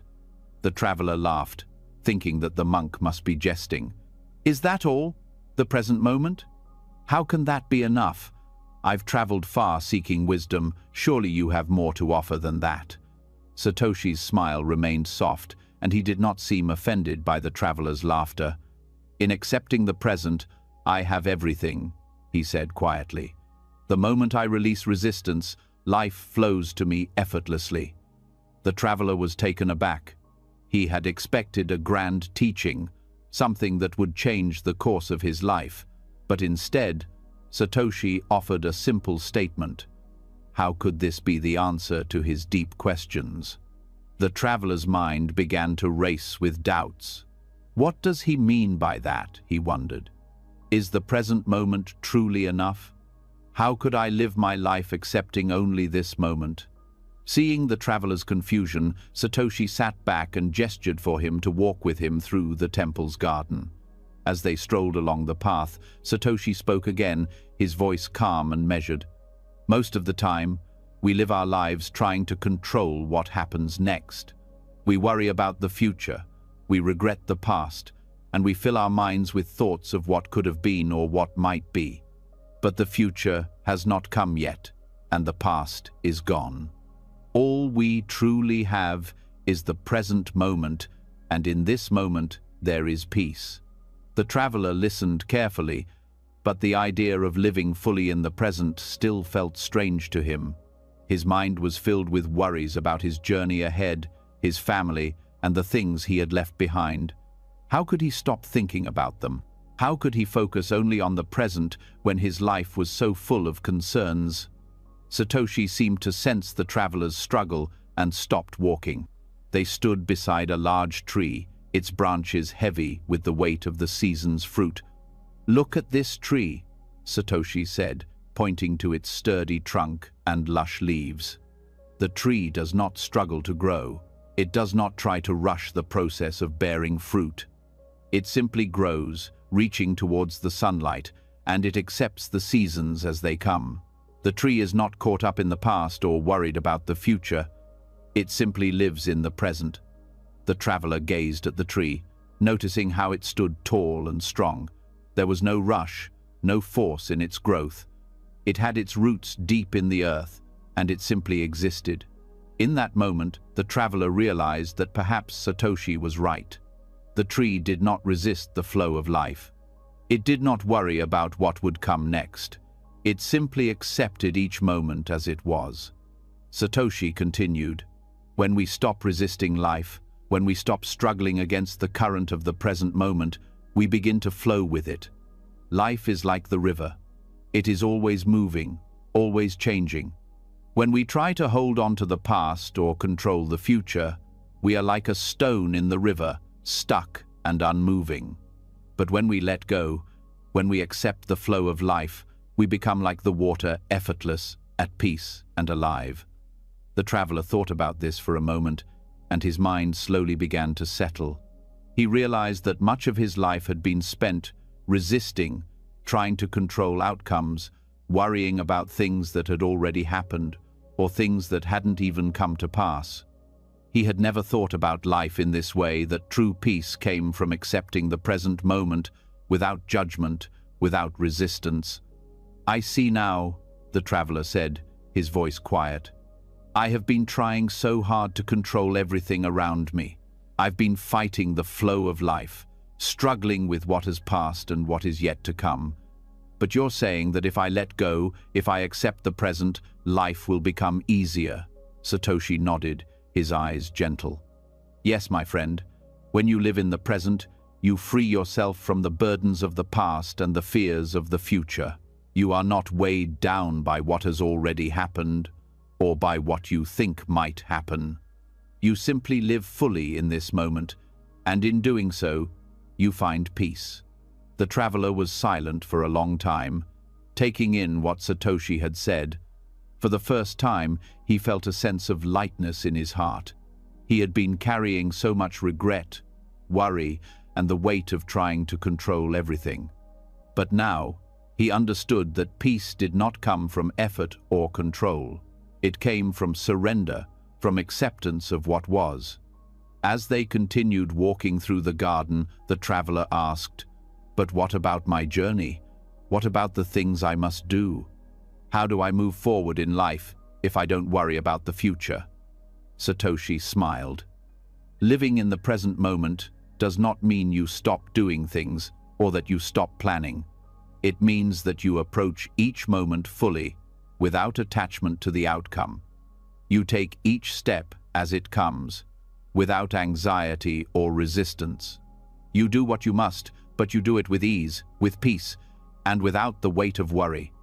The traveler nodded, beginning to understand. He realized that the more he tried to control the future, the more he resisted the present. It was as though he was constantly pushing against the current, trying to make it bend to his will, but in doing so, he had been exhausting himself. Now, he saw that peace came from simply stepping into the flow of life, accepting it as it was, and doing his best without attachment.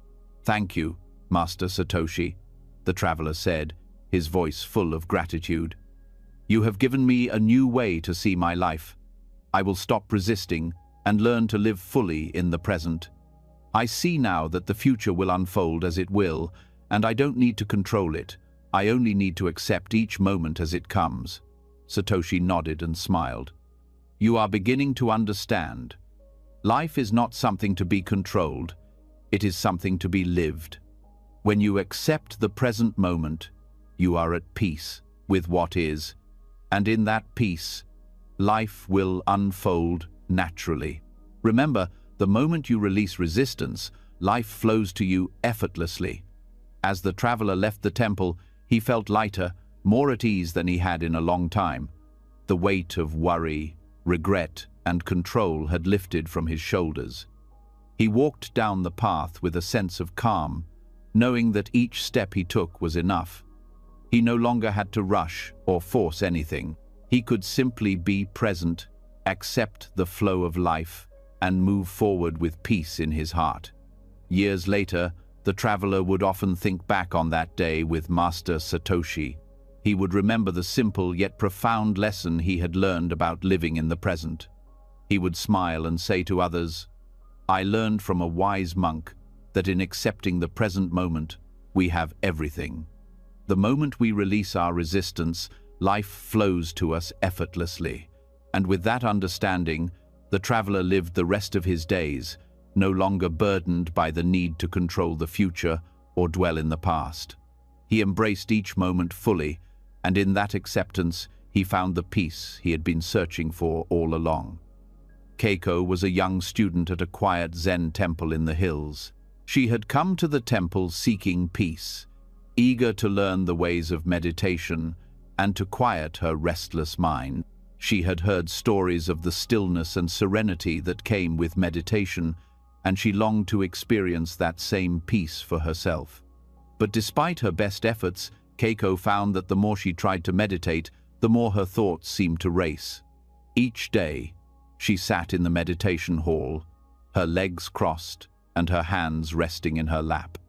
She focused on her breathing, trying to calm her mind. But no matter how hard she tried, her thoughts would not quiet. They came and went like the wind, fast and restless. She would think about the events of the day, the worries in her heart, and the things she had yet to accomplish. Each time a thought came, Keiko would try to push it away, but it only seemed to return stronger, filling her mind with noise. After days of frustration, Keiko finally approached her teacher, Master Zeno. Zeno was an old monk who had spent many years in quiet meditation. His presence was calm, and his movements were slow and deliberate.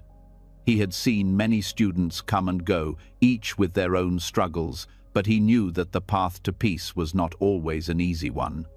"Master," Keiko said, her voice filled with frustration, "I sit and sit, yet my thoughts do not quiet. I try to meditate, but it feels as if my mind is always racing. What am I doing wrong?" Zeno looked at Keiko with understanding. He had seen her struggle, but he knew that the answer was not in trying harder or forcing her mind to be still. The answer lay in a deeper understanding of meditation itself. He nodded slowly, his eyes calm. "Come with me," he said. "I will show you something." Keiko followed Zeno as he led her up the winding path that led to the top of a nearby mountain. The path was steep, and Keiko's legs grew tired, but she followed her master without question. The air grew cooler as they ascended, and the sound of the village faded into silence. Soon, they reached the summit, where Zeno stopped and gestured for Keiko to sit beside him. They sat in silence for a long time, looking out at the view before them. The valley stretched below, the trees swaying gently in the breeze, and the sky was clear and vast. Keiko could feel the stillness of the mountain around her, the peace that seemed to radiate from the land itself. But still, her mind was restless, the same thoughts returning again and again. Finally, Zeno spoke. "Keiko, look at the mountain," he said, his voice calm and steady. "Do you see how it stands there, unmoving? It does not hurry, it does not try to change. It simply is." Keiko looked at the mountain. It was solid and unyielding, its peaks towering above the landscape. The mountain had been there for centuries, silent and still, weathering the winds and storms, yet always remaining the same. There was no hurry in its presence, no effort to change or become something else. The mountain simply stood, accepting whatever came. "Keiko," Zeno continued, "meditation is not about forcing your thoughts to stop. It is not about pushing them away. It is about being like the mountain, quiet, still, and accepting. When you sit to meditate, do not try to make your thoughts disappear. Simply let them come and go, without resistance. Like the mountain, you do not need to change anything. You simply need to be present, to allow the thoughts to arise and fade naturally." Keiko sat in silence, considering Zeno's words. She had always thought that meditation was about controlling her thoughts, about making her mind quiet. But now she understood that it was not about control, it was about acceptance. She had been fighting against her thoughts, trying to make them stop, but in doing so, she had only created more resistance. Zeno continued, "The mountain does not judge the clouds that pass by. It does not try to hold on to them or push them away. It simply allows them to move across the sky. Your thoughts are like those clouds. They come and they go. Some are light and fleeting, while others are dark and heavy. But just as the mountain allows the clouds to pass, you must allow your thoughts to pass as well. Do not hold on to them. Do not resist them. Just let them be." Keiko closed her eyes and took a deep breath. She tried to imagine herself like the mountain, still and unmovable. She could see the clouds in her mind, thoughts that came and went, some clear and light, others dark and heavy. She realized that each thought, no matter how persistent, was only temporary. It would pass, just like the clouds in the sky. And in the meantime, she did not need to chase it or fight it. "Master, how do I stop myself from getting caught in my thoughts?" Keiko asked quietly, her mind still restless. Zeno smiled softly. "You do not stop the thoughts from coming, Keiko. You simply stop giving them your attention. When a cloud passes across the sky, the mountain does not chase it. It does not cling to it. It simply remains as it is. And in time, the cloud will pass. In the same way, when a thought arises, do not give it your full attention. Acknowledge it, and then let it go. Do not hold on to it. Do not follow it." Keiko nodded, beginning to understand. It was not about making the thoughts go away. It was about not letting them control her. When a thought arose, she could simply acknowledge it without becoming attached. She did not need to engage with it. She could let it pass, just as the mountain allowed the clouds to drift by. Zeno continued, "The more you resist something, the more power you give it. The mountain does not resist the clouds, and so they do not disturb it. But when you fight against your thoughts, you give them strength. You allow them to fill your mind. The key is to let go, to stop resisting. When you accept the thoughts without attachment, they lose their power over you." Keiko sat still, reflecting on what Zeno had said. She realized that she had been fighting her thoughts for so long, trying to control them, trying to make them go away. But in doing so, she had only made them stronger. Now, she understood that true peace came from letting go, from accepting the thoughts without attachment. "Master," Keiko said after a long pause, "so I should simply sit, without resistance, and let my thoughts come and go?" Zeno nodded. "Yes, Keiko. Let the thoughts come and go, just as the clouds pass through the sky. Do not hold on to them. Do not try to change them. Simply let them pass, and remain as still as the mountain." Keiko took a deep breath, feeling a sense of calm begin to settle within her. She no longer needed to fight her thoughts. She could simply sit, allowing each thought to come and go, just as the clouds moved across the sky. The weight of her frustration began to lift, and she felt the stillness of the mountain within herself. As the sun began to set, casting a warm glow over the mountains, Keiko felt a deep sense of peace. She had been searching for quiet in her mind, but now she understood that peace was not about forcing the mind to be still. Peace was about acceptance, about allowing each moment to unfold without resistance. Zeno stood up, and Keiko followed him back down the mountain path. As they walked, Keiko felt lighter, her heart free from the burden of trying to control her thoughts. She had learned that meditation was not a struggle, but a way of being. It was about accepting the present moment, without judgment, without resistance. Just as the mountain stood still and accepted the clouds, she could sit quietly and accept her thoughts. When they reached the temple, Zeno turned to Keiko and smiled. "You are beginning to understand. Meditation is not about making the mind quiet. It is about letting the mind be as it is, without attachment. When you meditate like the mountain, you will find peace." Keiko smiled back, her heart at ease. She had learned the true essence of meditation, and she felt ready to embrace it fully. She understood now that she did not need to struggle or fight her thoughts. She only needed to let them pass and remain as still as the mountain. And from that day forward, Keiko practiced meditation with a new sense of peace. Each time a thought arose, she allowed it to come and go, without attachment. She no longer struggled, but simply sat, like the mountain, accepting the present moment as it was. And in that acceptance, she found the peace she had been seeking all along. Toshi, a Zen teacher, had lived in a small temple at the edge of a dense forest for many years. The temple was quiet and peaceful, surrounded by tall trees and the sounds of nature. Toshi's days were spent teaching the monks, guiding them in meditation, and caring for the temple grounds. His teachings were simple yet profound. He often spoke of the importance of accepting life as it is, without resistance. One morning, as the sun began to rise and the air was still cool, Toshi went for a walk in the forest. The trees were bathed in the soft light of dawn, their leaves shimmering as the wind gently stirred them.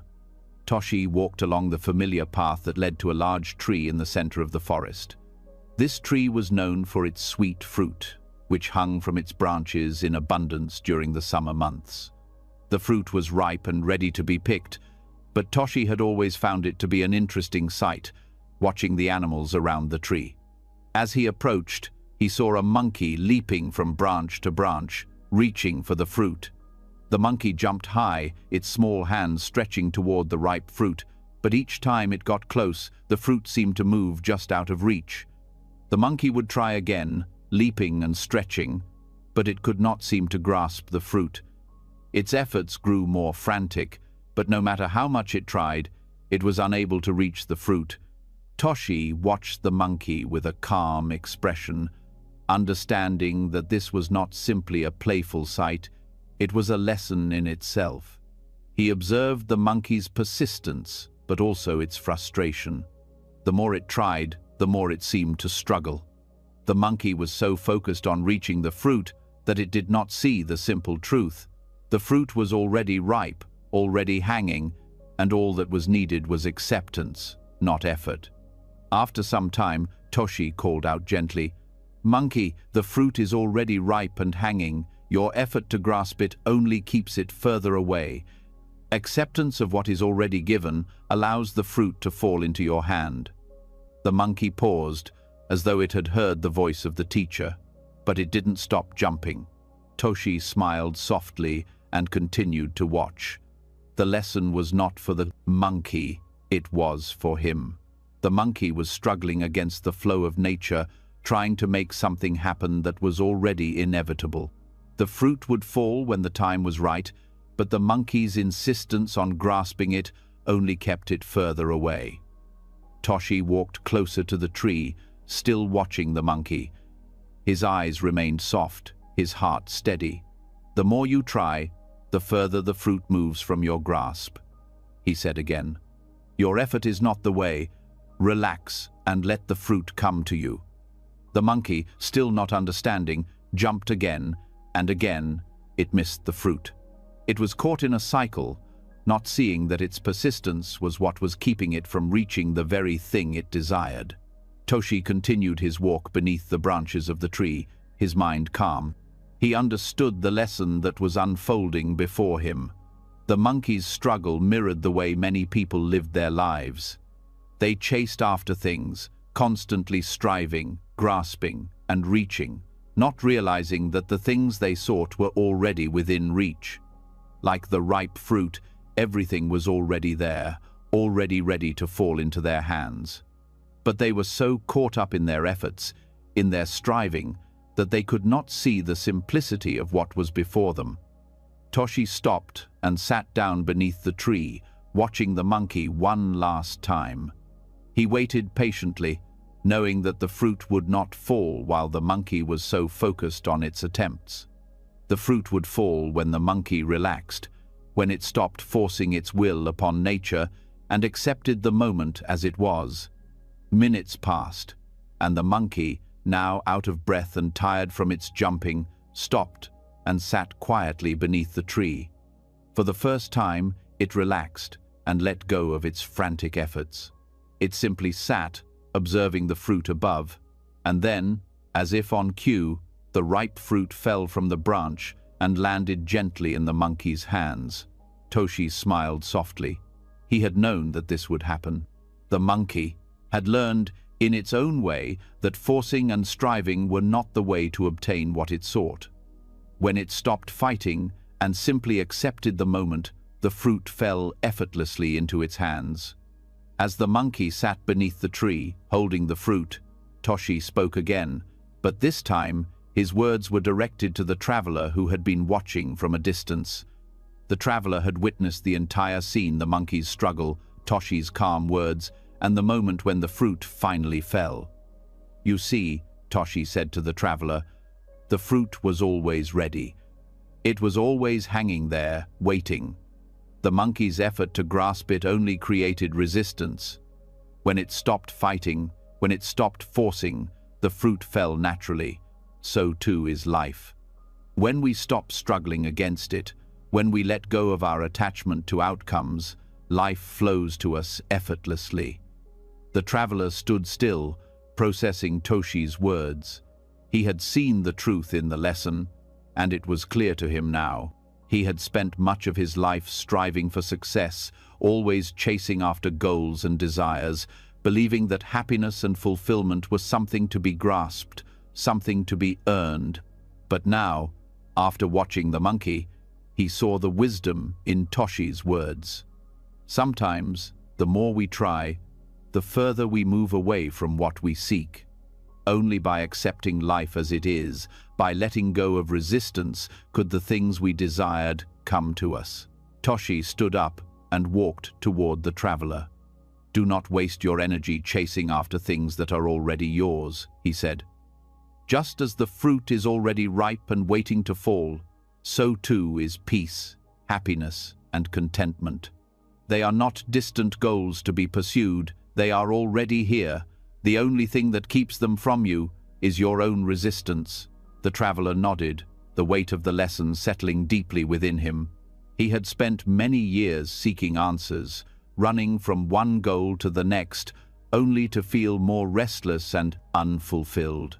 But now he understood that true peace did not come from struggle or effort.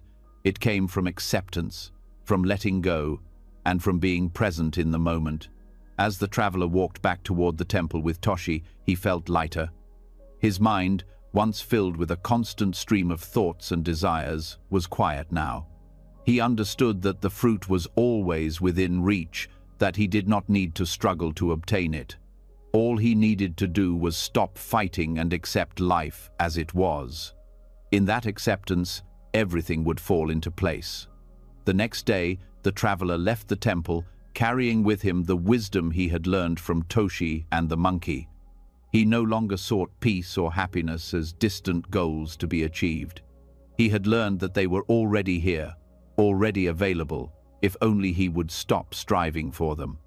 Years later, when the traveler would share his story, he would smile and say, "I learned from a wise teacher that the fruit is always ripe, but only when we stop reaching for it does it fall into our hands." And in this way, Toshi's lesson lived on, teaching others that life's most valuable gifts, peace, happiness, contentment, are not things to be grasped, but things to be received with open hands, when we let go and allow them to flow to us effortlessly. Just like the fruit, they are always there, waiting for us to stop struggling and accept what is already given. Hiro, a young traveler, had been journeying through the mountains for several days. He had heard stories about the wisdom of the monks living at the temples scattered across the peaks, and he had come to seek answers for the restlessness that seemed to follow him everywhere he went. Despite his many travels and his wide experience, Hiro felt lost, uncertain about his direction in life. His thoughts were a constant whirlwind, and no matter how far he walked, the quiet he sought seemed always just out of reach. One afternoon, as Hiro wandered through a valley surrounded by tall cliffs, he came upon a monastery built near the base of a majestic waterfall. The sound of the water rushing over the rocks was loud and calming, a force of nature that seemed to fill the air with both power and peace. Hiro approached the waterfall with awe. The water cascaded down with a relentless energy, never stopping, always flowing. It was beautiful and immense. The roar of the waterfall was both humbling and thrilling, a symbol of nature's might. He stood there, watching for some time, captivated by the endless flow. The water seemed to have no end, no beginning, just a constant cycle of movement. He marveled at how the waterfall flowed so effortlessly, without pause, never seeming to struggle. It moved, it fell, it splashed, and yet it never hesitated. Hiro's attention was soon drawn away from the waterfall when he noticed a monk standing beside him, looking at the waterfall as well. The monk had a calm, peaceful presence. His robe swayed gently in the breeze, and his eyes were fixed on the water. Hero, feeling the stirrings of a question in his heart, approached the monk. "Master," Hero said, "this waterfall is so powerful and beautiful. How does it flow so endlessly, so effortlessly? How does it keep going without ever stopping?" The monk turned to look at Hero with kind eyes, his face soft with wisdom. He had been waiting for this question, knowing that the waterfall was not just a natural wonder, but a deep lesson for those who were willing to listen. The monk smiled and said, "The waterfall never struggles. It simply follows the course of the land. It flows because it accepts the path ahead, the path it is meant to follow. The water does not resist its journey. It surrenders to the course the land has set for it. To flow like the waterfall, one must accept each moment and surrender to the path ahead." Hero was silent for a moment, reflecting on the monk's words. He had never thought of water in such a way. The idea that the waterfall did not struggle against the land, that it simply flowed with the terrain, seemed so simple, yet so profound. Hero's mind, filled with the constant need to control, to shape his own future, began to quiet as he listened to the monk's words. "But Master," Hero asked, still unsure, "how can I accept the path ahead? I've been trying so hard to control my journey, to make sure that I'm going in the right direction. How do I let go of my need to control things?" The monk's smile deepened, and he gestured toward the waterfall. The water does not ask the land where it should go. It does not try to force its way forward or resist the obstacles in its path. The water flows with the land, and when it encounters rocks, it simply moves around them. It does not resist, and in its acceptance, it continues forward. You, too, must learn to let go of resistance. When you stop fighting against the flow of life, when you accept each moment as it comes, life will carry you just as the water is carried. Hero stood quietly, listening. The monk's words felt like a gentle breeze that cleared away the heavy thoughts in his mind. He had spent his life trying to control his path, always pushing forward, always looking for the next step, but never truly accepting the present. Now, the monk was showing him that peace and wisdom came not from control, but from surrender. Like the water, Hero could flow with life instead of fighting it. The monk continued, "Life is like the course of a river. You cannot control the direction of the water. You cannot make the water go faster or slower. You can only move with it, and in that movement, you find your path. The waterfall flows because it accepts the shape of the land. It doesn't worry about where it's going or when it will end. It simply flows, trusting that each moment brings it to the next." Hero thought deeply about this. His mind often raced, full of worries about the future and regrets about the past. He had spent so much time resisting what was happening, trying to push life in a direction that felt right to him, but it never seemed to work. His efforts to control things only made him more tired, more uncertain. What if he could simply flow with life, like the water, trusting that it would take him to where he needed to go? The monk noticed Hero's quiet reflection and said, "To flow with life, you must trust that the path you are on is the right one for you. You do not need to force anything. When you stop fighting and accept the moment you are in, you will find that life moves naturally and everything falls into place." Hero's heart began to feel lighter. He realized that his struggle to control his journey had been the source of much of his frustration. Perhaps, instead of fighting against life, he could surrender to it, accepting what came and flowing with it. It was not about forcing things to happen, but about trusting in the path ahead. As they stood together, Hero looked at the waterfall again. He could see now that the water was not fighting against the rocks. It was not struggling to reach the bottom. It was simply following its path, moving with the land, accepting whatever came along the way. The water didn't try to change the rocks, and the rocks didn't try to stop the water. They existed together in harmony, each accepting the other's place in the world. "I understand now," Hero said, his voice soft with realization. "I've been trying to force my life to go the way I want, but I see now that life is like this water. If I can accept the present and let go of the need to control everything, I will flow with life, just as the water flows with the land." The monk nodded, his eyes filled with warmth. "Yes, Hero. When you flow with life, you will find peace. Life will take you where you need to go, but only if you stop fighting against it. Like the waterfall, you must surrender to the path ahead, trusting that it will lead you to where you are meant to be." Hero stood in silence for a long time, taking in the wisdom of the monk's words. For the first time in a long while, he felt a sense of calm, a sense of clarity. He did not need to force his life to be something it wasn't. He did not need to control every outcome. He could simply let go, accept each moment as it came, and trust that life would guide him. As the day began to fade into evening, the monk and Hero sat together by the waterfall, listening to the sound of the water rushing over the rocks. The sky above them was painted with soft hues of orange and pink as the sun set behind the mountains. The peacefulness of the scene filled Hero's heart, and he realized that, like the waterfall, he could trust the flow of his life. He could let go of his struggle and accept each moment as it came. The monk turned to Hero and said, "Remember, Hero, the waterfall does not ask where it is going. It simply flows. You too must trust that each moment is leading you where you need to go. When you stop resisting, when you accept the path ahead, you will find peace in the flow of life."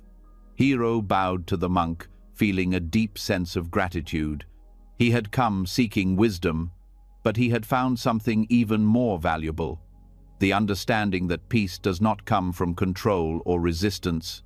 It comes from acceptance, from surrendering to the flow of life. Like the waterfall, he could trust that everything was already unfolding as it should. With a heart full of peace, Hero left the waterfall that evening, knowing that he had learned one of life's most important lessons. He did not need to struggle. He did not need to control. All he needed to do was flow with life, just as the waterfall flowed with the land. And as he continued his journey, Hero moved through life with a new sense of ease, trusting that every step he took was part of the flow, part of the path that was already unfolding before him. Just as the waterfall never hurried or resisted, Hero would live his life with acceptance, trusting that each moment would carry him to where he was meant to be. Rio was a young monk who had spent many years at the temple high in the mountain. His life was simple, filled with the tasks of meditation, sweeping the garden, and studying the Zen teachings. Despite his dedication, Rio often felt a restlessness within him. He had been taught many lessons, but something still eluded him.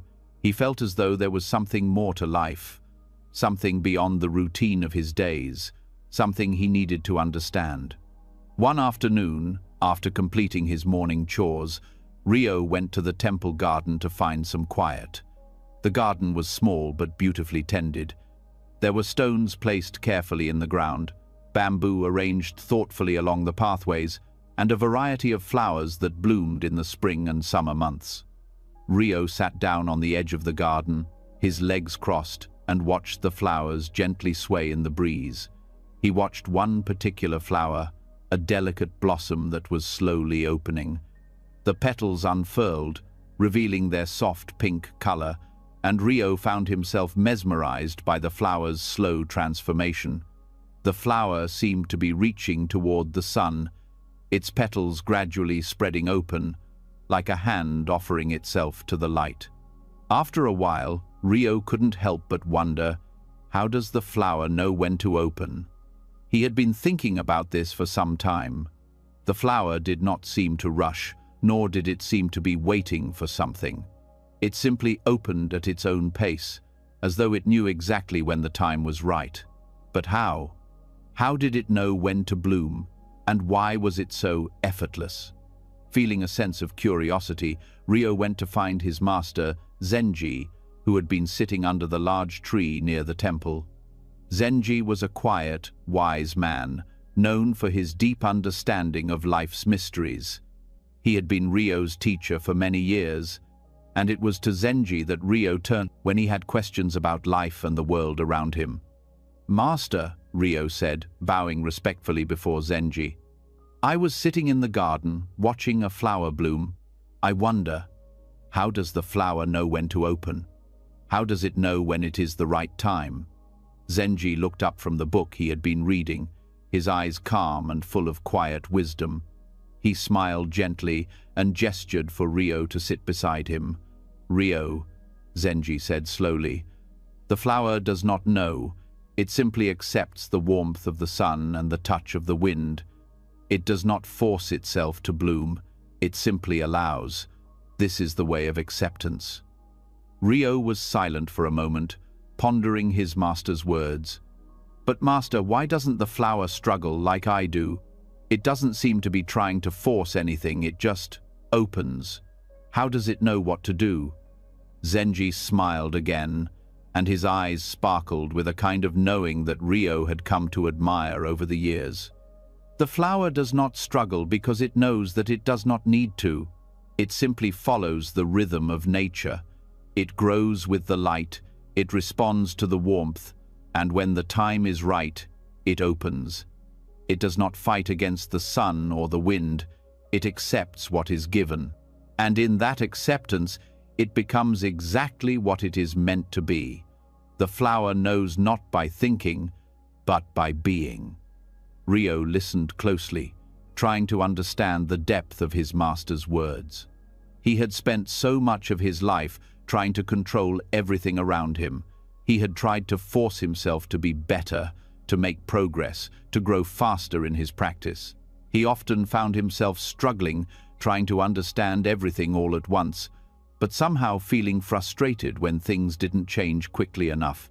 "Master," Ryo said, his voice filled with wonder, "are you saying that I do not need to struggle or force myself to grow, that I should simply accept what is happening around me, just as the flower accepts the warmth of the sun?" Zenji nodded slowly. "Yes, Ryo. Like the flower, you must learn to accept the flow of life.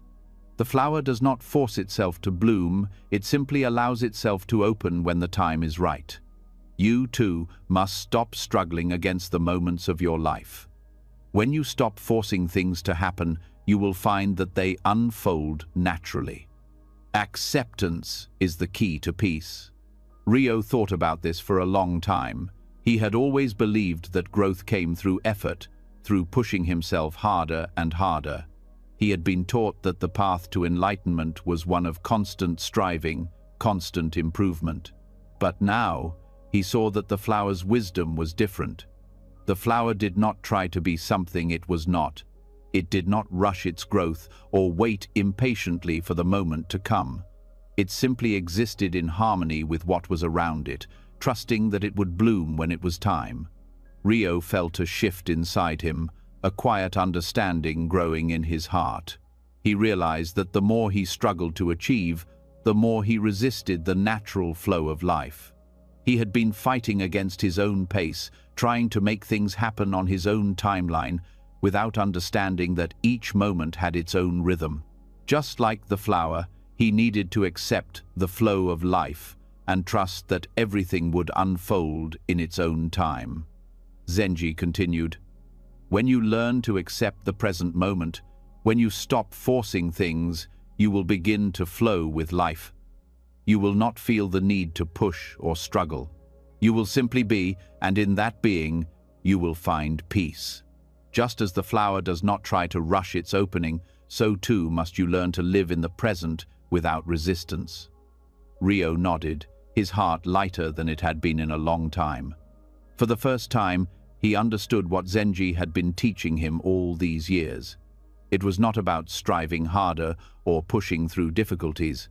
It was about being present in the moment, accepting life as it came, and trusting that, in time, he would become exactly what he was meant to be.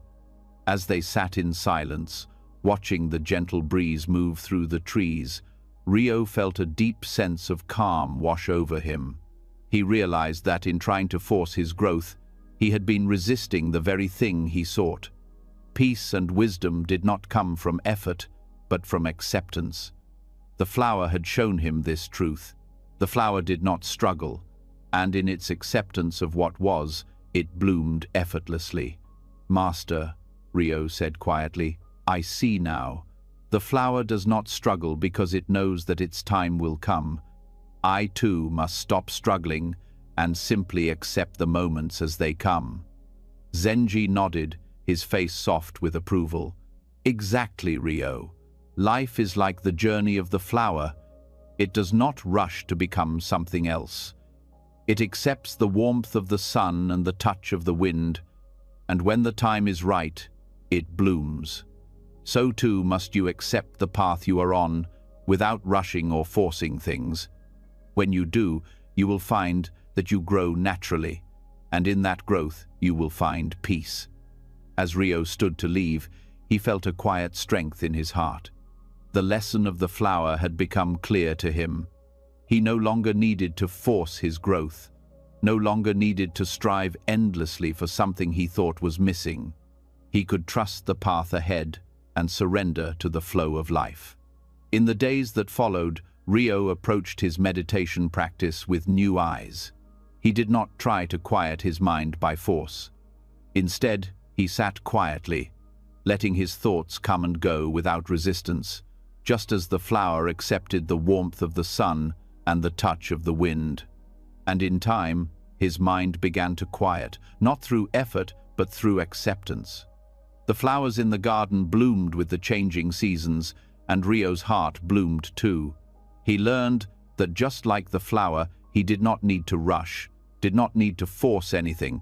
All he needed to do was accept the present moment, let go of resistance, and trust that life would unfold in its own time. And in that trust, he found the peace he had been seeking. Haruto was a young monk, new to the temple, still learning the ways of simplicity and stillness. The temple stood on a quiet hill, surrounded by tall trees and the sounds of nature. Haruto spent his days sweeping the grounds, working in the garden, and meditating. The tasks were simple, yet each one seemed to hold a lesson in patience and presence. One afternoon, as Haruto was sweeping the courtyard, he noticed something glinting in the sunlight. At first, he thought it was a stone, but as he approached, he realized it was a broken mirror. It was cracked in several places, and the sharp pieces of glass caught the light, reflecting the world in fragmented patterns. Haruto picked it up carefully, wondering if it could be repaired. He had been taught that everything in life could be fixed if one put enough effort into it, and surely a broken mirror was no exception.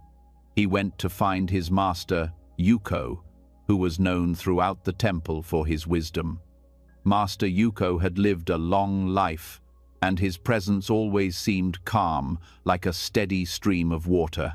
He had a way of seeing beyond the surface of things, always aware of the deeper truths that lay hidden beneath. Haruto found Master Yuko sitting under a tree in the temple garden, lost in quiet meditation. He approached and respectfully bowed. "Master, I found this broken mirror while I was sweeping the courtyard," Haruto said, holding the shattered mirror out in front of him. "I was wondering if it could be repaired. It seems so beautiful, but it is cracked. Can it be fixed?" Yuko opened his eyes slowly, his gaze soft but clear. He took the mirror from Haruto's hands and examined it quietly. He did not speak for some time, his eyes tracing the cracks in the glass, as if he was seeing something deeper than just a broken reflection. Finally, he spoke, his voice gentle and calm. "A broken mirror reflects no less of the truth," Yuko said. "It shows us that nothing is permanent, and in accepting its imperfection, we come closer to understanding the true nature of things." Haruto looked at his master, confused. "But master," he said, "it is broken. Doesn't it lose its ability to reflect clearly?" How can it show the truth if it is shattered? Yuko smiled softly and gestured for Haruto to sit beside him. The mirror may be broken, but the truth it reflects remains the same. The reflection of the world, the trees, the sky, and even yourself, is still present in the broken pieces. In fact, sometimes it is in the imperfection of things that we see their true nature. Just as the mirror cannot be whole anymore, so too is life full of change and impermanence. Everything is constantly changing, constantly moving.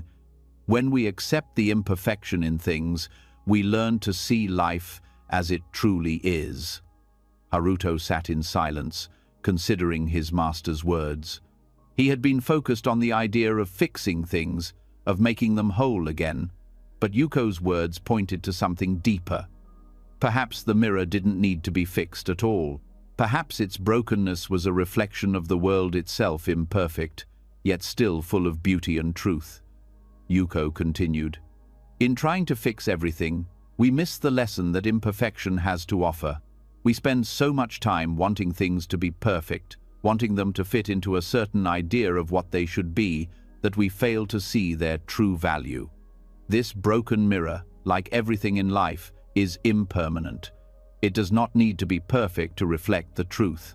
In its brokenness, it is a reminder that nothing in this world is permanent.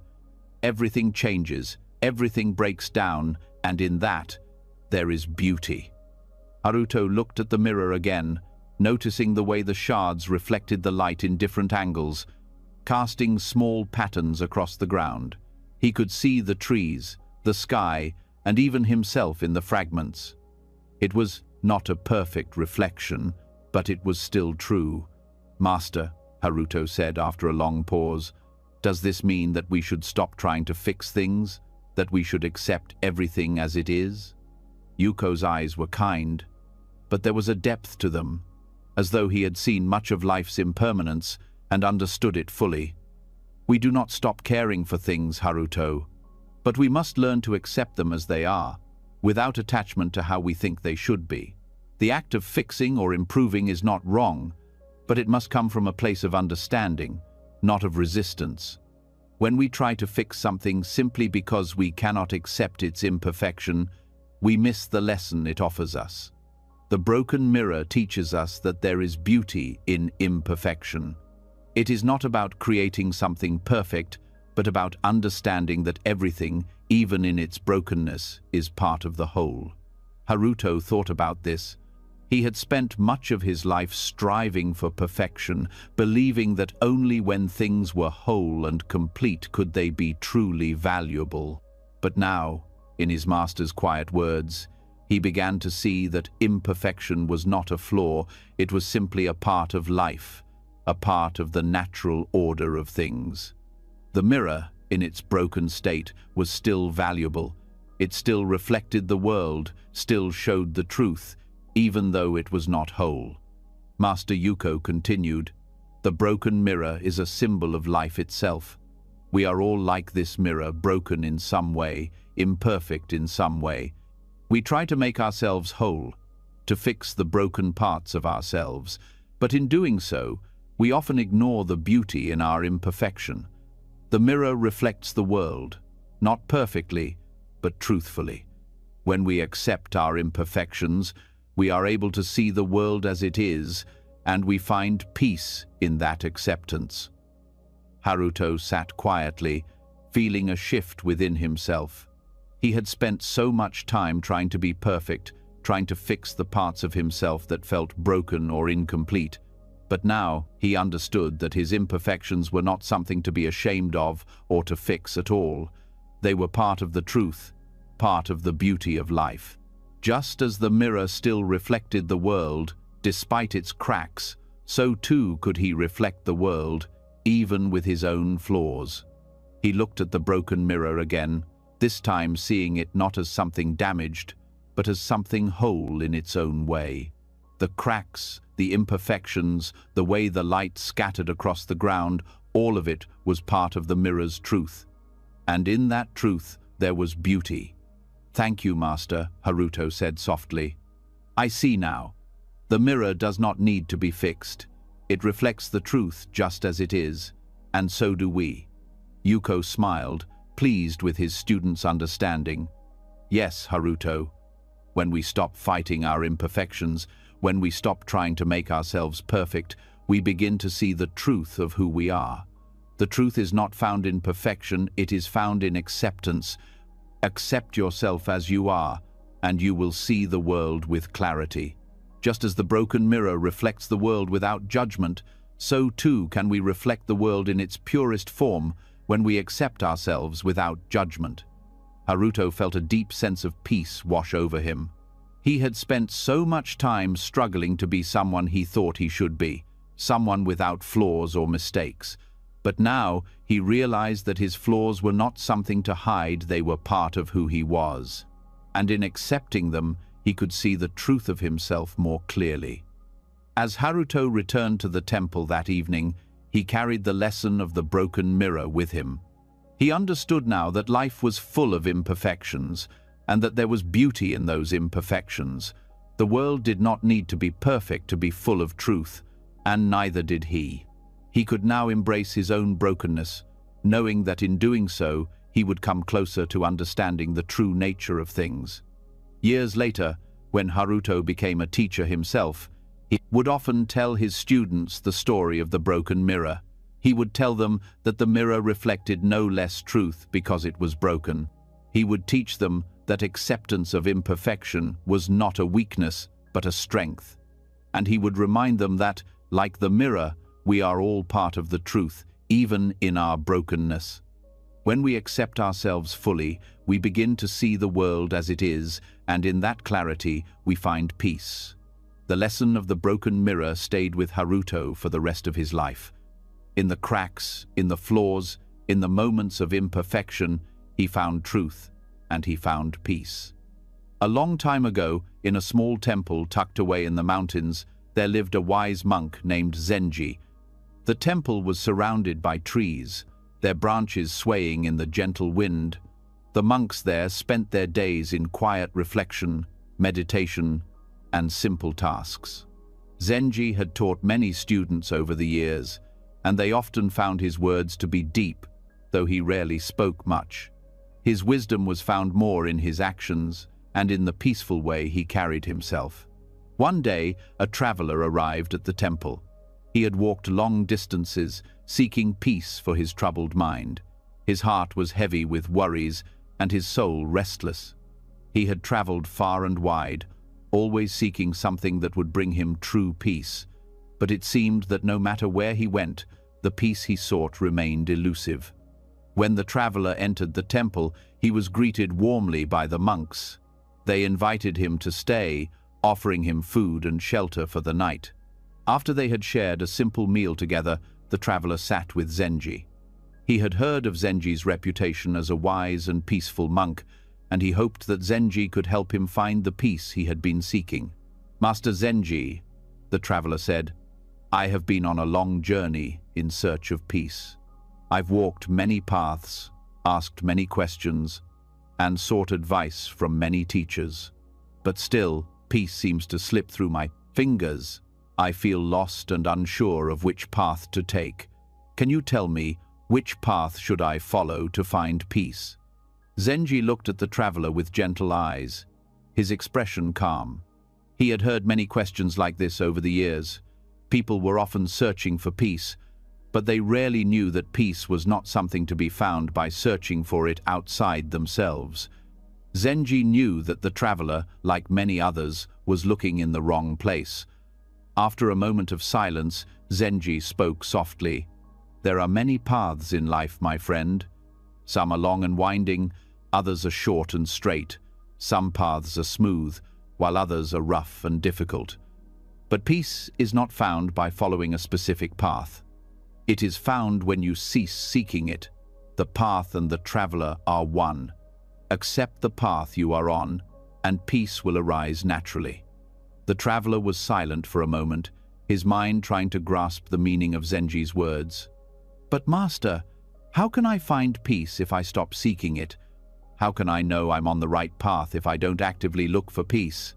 Zenji smiled, his eyes soft with understanding. You see, the trouble with seeking peace is that it is always ahead of you, just out of reach. The more you chase it, the further away it becomes. Peace is not something you can chase or force to happen. It is already here, right now. But it is only when you stop searching for it outside of yourself that you can truly experience it. When you stop running, you realize that peace has always been with you, waiting for you to accept it. The traveler sat quietly, unsure of what to say. He had always believed that peace was something to be obtained, something to be found through effort and striving. But now, Zenji's words were challenging everything he had thought. Could it be that peace was not something to be gained, but something to be accepted? Zenji continued. Imagine you are walking down a path. You look ahead, searching for something, in the distance, always trying to reach it. But while you are looking ahead, you miss the beauty of the path beneath your feet. You miss the trees, the flowers, the breeze, and the sounds of nature all around you. The path is not just the destination, it is the journey. When you stop focusing on where you are going, you begin to appreciate where you are. The traveler looked down at his feet. He realized that he had been so focused on the idea of peace that he had failed to notice the small moments of peace that were already present. He had been so focused on the future, on the idea of finding peace in some far-off place, that he had missed the peace that was already in the present moment. Zenji continued, the path is not separate from you. It is not something you walk toward. It is part of you, just as you are part of it. When you accept the path you are on, without resistance, you begin to find peace in each step. Peace is not a distant goal. It is found in the present moment, in the simple act of being where you are. When you stop searching for it, it will come to you naturally. The traveler felt a shift in his heart. For the first time, he understood that peace was not something to be obtained. It was something to be accepted. He had been searching for peace in all the wrong places, chasing after it, forcing it, striving for it. But now he saw that peace was not something outside of him. It was already within him, always present, waiting for him to stop seeking it. But Master, the traveler said softly, how can I stop seeking peace? I have been searching for so long, and I don't know how to let go of that search. Zenji smiled gently, his voice calm. The search for peace is like trying to hold water in your hands. The more you grasp, the more it slips away. Let go of your need to control the path. Let go of the desire to find something that is already within you. Simply walk the path with acceptance. Walk it with gratitude for the steps you take, not for where they might lead. Peace comes in the letting go. The traveler closed his eyes for a moment, letting Zenji's words sink in. He thought about all the times he had tried to control his life, all the moments when he had struggled to find peace. He had been like a traveler, constantly looking for the next place, the next goal, believing that peace was always just ahead. But now he saw that peace was not a destination, it was in the journey itself. The traveler turned to Zenji, his eyes filled with understanding. So, you are saying that peace is found in accepting the journey, in accepting the path I am on right now, without trying to change it or make it something else. Zenji nodded, his smile warm. Yes, my friend. The path and the traveler are one. When you stop fighting the path, when you stop seeking something outside of yourself, peace will naturally arise. It is only when you stop seeking peace that you will truly find it. The traveler felt a deep sense of peace wash over him. He had been searching for so long, thinking that peace was something he had to find. But now he understood that peace was not something outside of him, it was within, waiting for him to stop seeking and simply accept the path he was on. As the day turned into evening, the traveler sat with Zenji, reflecting on the teachings he had received. The sun dipped below the horizon, casting a warm glow over the temple and the path that lay before him. He felt lighter, freer, and for the first time in many years, at peace. The next morning, the traveler prepared to continue his journey. He stood at the edge of the temple, looking down the path that stretched ahead of him. He did not know what the future held, but for the first time, he did not feel the need to control it. He accepted the path he was on, knowing that peace would come not from where he was going, but from how he walked the path. As he walked away from the temple, the traveler felt a sense of calm that he had never experienced before. He walked not with the goal of reaching something, but simply to walk. He took each step with acceptance, with gratitude for the present moment. The path before him was no longer a place to reach, but a place to be. And in that being, he found peace. Years later, when others came to him seeking wisdom, the traveler would smile and share the lesson he had learned from Zenji. There are many paths, he would say, but peace is found when you cease seeking it. The path and the traveler are one. Accept the path you are on, and peace will arise naturally. And in that acceptance, the traveler found a peace that stayed with him always. One evening, as the sun dipped below the horizon, casting the sky in soft hues of pink and orange, Yumi, a young student of Zen, sat beside a still pond. The air was cool, and the peaceful sound of water lapping at the shore filled the silence. The pond was perfectly calm, its surface like a smooth mirror, reflecting the sky above. As Yumi sat there, she looked up at the rising moon, glowing brightly against the darkening sky. The moon's reflection shimmered on the surface of the pond, creating a soft, glowing image that seemed to dance gently with the ripples in the water. Yumi was captivated by the beauty of the scene. The moon, so distant and untouchable, yet so clear and present in the water before her. She wondered how she could hold on to that beauty, how she could make the moon stay with her. After a long moment of watching, Yumi turned to her master, who was sitting beside her in quiet contemplation. Master Zenji, an elderly monk with a calm demeanor, had been her teacher for many years. His wisdom was simple but profound, and Yumi had learned much from him. She looked to him now, seeking understanding. "Master," she asked softly, "how can I hold on to the beauty of the moon?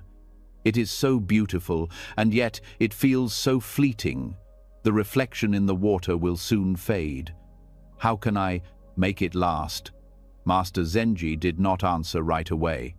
He sat beside her, his gaze fixed on the moon and its reflection in the water. The night was peaceful, and the world around them seemed to pause in quiet stillness. Then, after a long pause, he spoke.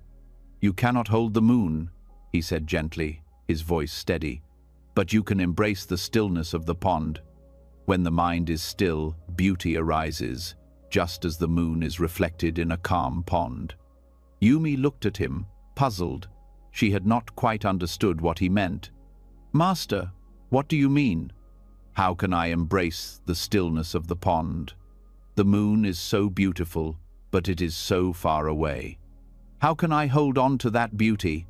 Master Zenji smiled softly, his eyes kind and filled with understanding. "The moon is always there, Yumi, just as beauty is always present. But if the water in the pond is disturbed, the reflection becomes unclear. It is only when the water is still that the moon's image is reflected clearly. In the same way, when your mind is still, you can see the beauty of life clearly. The beauty is always there, just as the moon is always in the sky. But if your mind is filled with thoughts and distractions, you cannot see it. It is only when the mind is calm and still that beauty arises naturally." Yumi sat in silence, trying to understand what her master was teaching her. She had always believed that beauty was something to be captured, something to be held onto. She had thought that if she could just hold the moon in her hands, she could keep that beauty forever. But now, Master Zenji was showing her something different. He was teaching her that beauty could not be captured or held. It was something that arose naturally when the mind was still, like the reflection of the moon on a calm pond. Master Zenji continued, The moon does not need to be held. It is already present. It is the reflection of the moon that you see in the pond. But the reflection only appears when the water is still. When your mind is still, you can see the beauty of the world around you. You can experience the peace and wonder that is always there, but it is hidden behind the turbulence of your thoughts.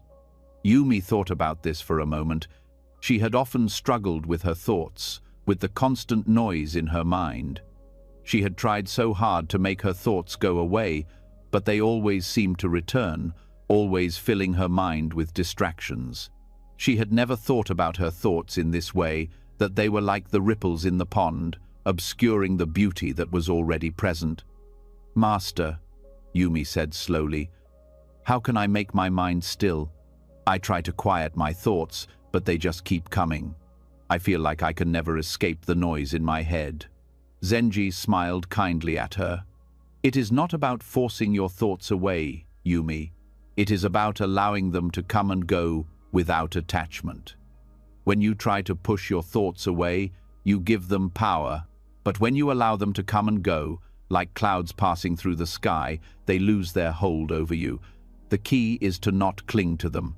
When the water is still, the reflection of the moon is clear. When the mind is still, the beauty of life is clear."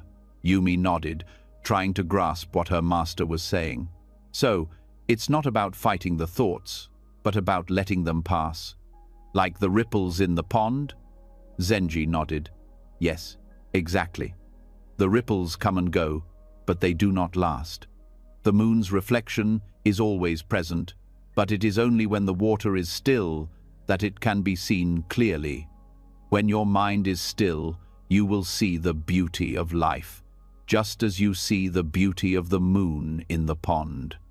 Yumi sat quietly, watching the moon's reflection in the water. She realized that she had been trying to hold on to the beauty of life, to capture it and make it hers. But now, she understood that beauty could not be held. It could only be experienced when she was still, when she allowed the present moment to flow naturally without trying to control it. As she sat there, a sense of calm began to fill her heart. She felt the quiet of the night around her, the stillness of the pond, and the gentle glow of the moon. She didn't need to hold on to the beauty of the moon anymore. She could simply be present with it, letting it be as it was. And in that acceptance, she felt a deep sense of peace. "Master," Yumi said softly, "I think I understand now.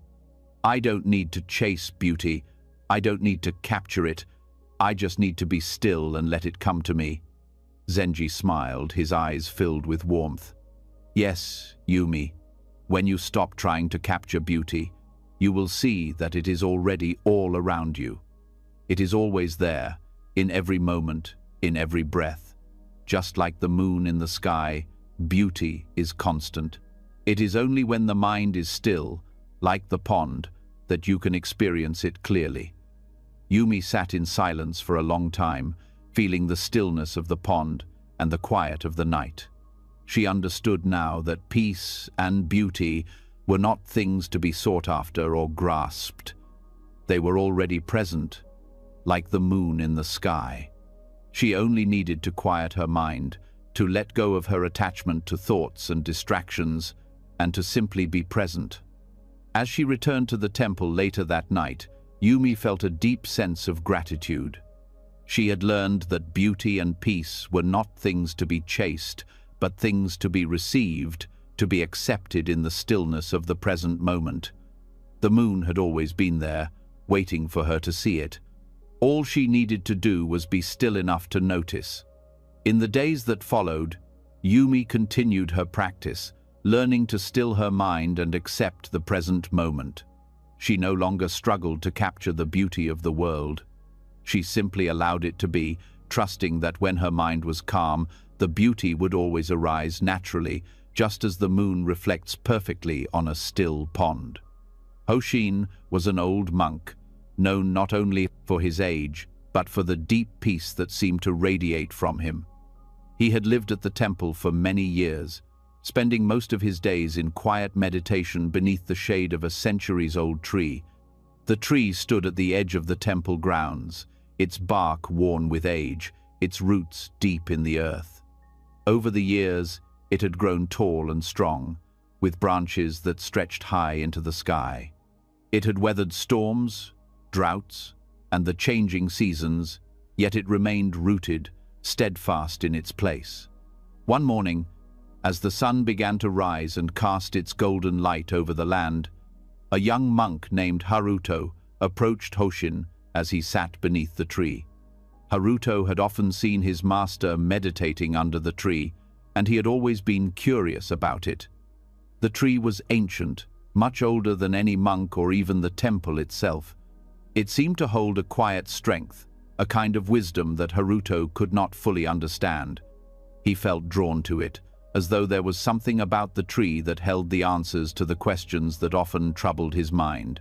"Master Hoshin," Haruto said as he sat down beside the old monk, "I've been watching you meditate under this tree for a long time. It is such an ancient tree.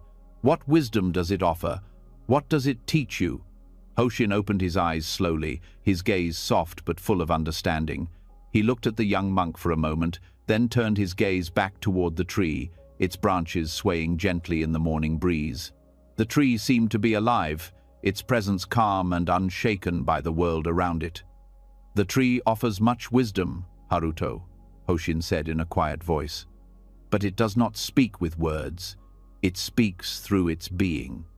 Haruto looked at the tree, his eyes searching for something, for some hidden meaning in its form.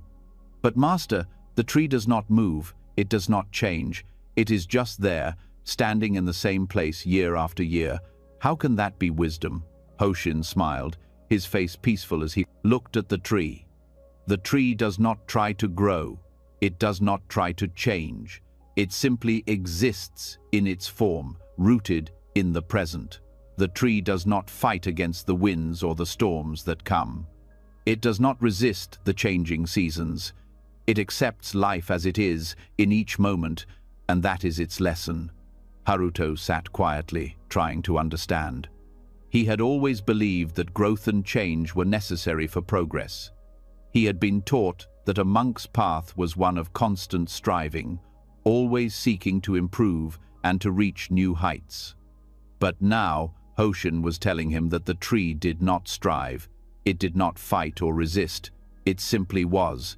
How could that be the key to wisdom? Hoshin continued, "The tree teaches us that life is not something we must force or control. We do not need to try to make things happen or push for change. Life moves in its own rhythm, just as the tree grows in its own time. The tree does not hurry to grow, nor does it hold on to the past. It simply accepts the present moment and grows in the way that it is meant to." Haruto thought deeply about this. He had always tried to force himself to grow, to achieve something, to be better. His mind was often full of desires, and he had spent so much time trying to shape his life into something he thought it should be. He had never considered that growth might come from simply being present, from accepting the present moment without trying to change it. "But master," Haruto said, his voice filled with confusion, "if the tree does not strive to grow, how does it become so strong, so tall?" Hoshin smiled again, and his eyes sparkled with quiet wisdom. "The tree grows because it is rooted deeply in the earth. Its strength comes not from forcing itself to grow, but from its deep connection to the present moment. The roots of the tree are firmly planted in the soil, and through that connection, it draws nourishment. It grows steadily, not in haste, but with patience. The tree's growth is natural, not forced." Haruto thought about this for a moment. The tree did not force itself to grow. It did not struggle to become something it was not. It simply accepted the nourishment it received, and it grew in its own time, in harmony with the world around it. It was a reminder that growth did not always have to come through effort.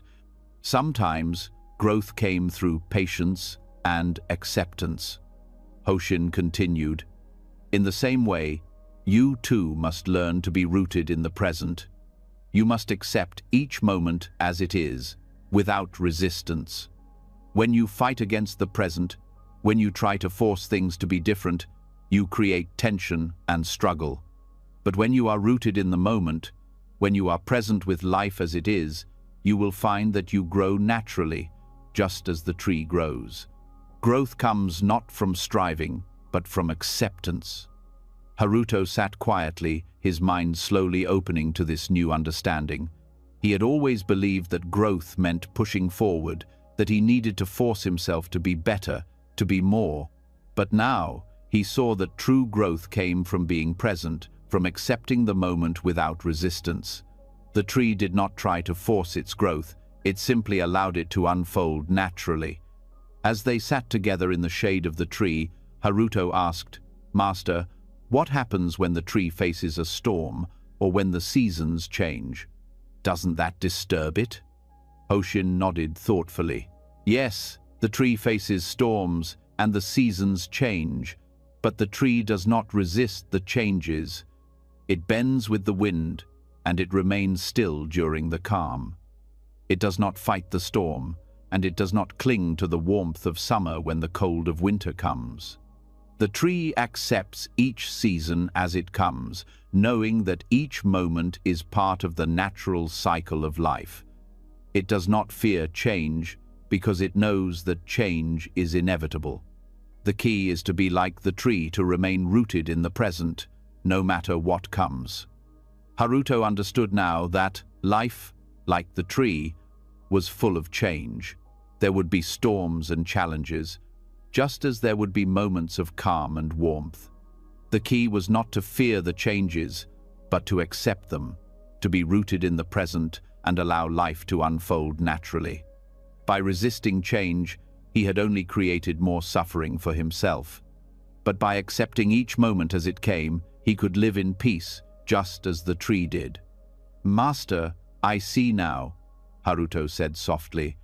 "I have been so focused on changing and becoming something else that I have forgotten to accept the present moment. I have been fighting against the natural flow of life. But now I see that true strength comes from accepting the present as it is, just as the tree accepts the seasons." Hoshin smiled, his face peaceful and serene. "Yes, Haruto, the tree's strength comes from its roots in the present.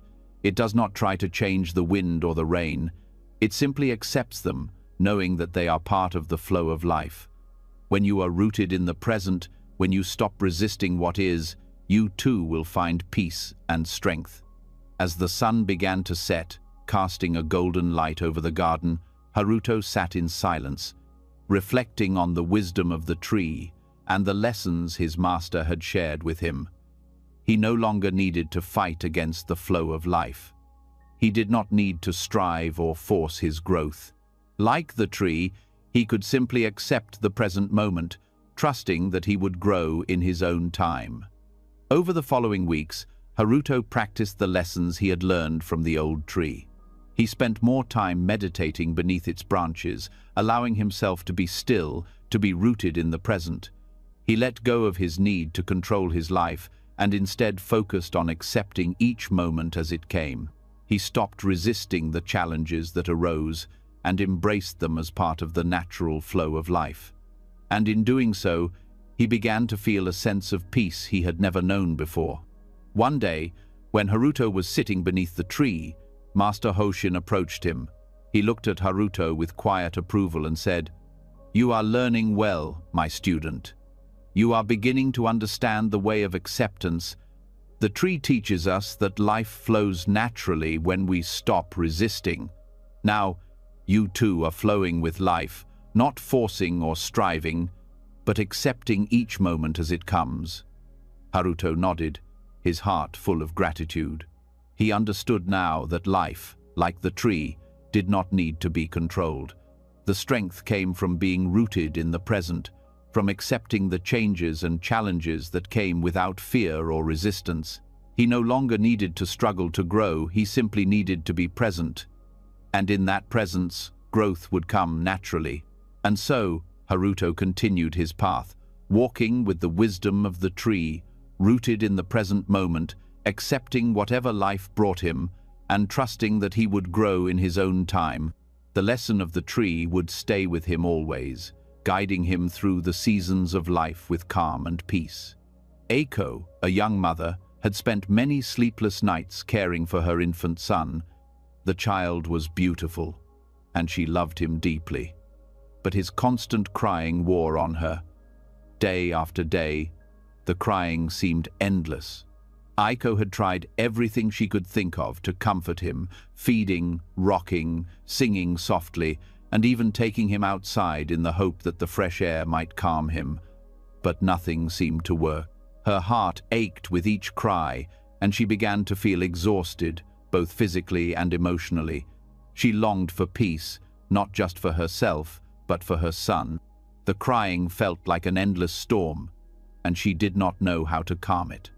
One afternoon, after hours of trying to comfort her child, Eiko heard that a Zen master named Shunjo lived in the nearby village. People spoke of his wisdom, his calmness, and his ability to help those in distress.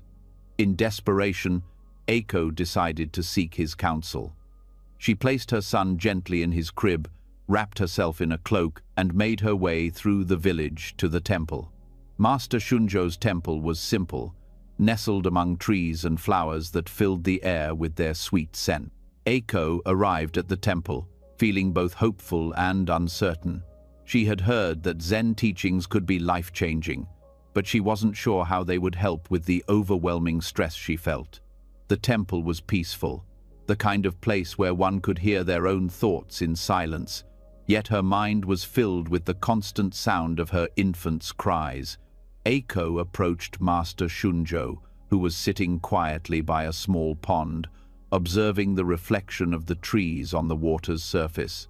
His face was calm, his eyes soft with a deep understanding. He did not seem to notice her immediately, and Eiko sat down beside him, waiting for him to speak. After a moment, Master Shunjo turned to her, sensing her presence. "Welcome, Eiko," he said kindly. "You are troubled. How can I help you?"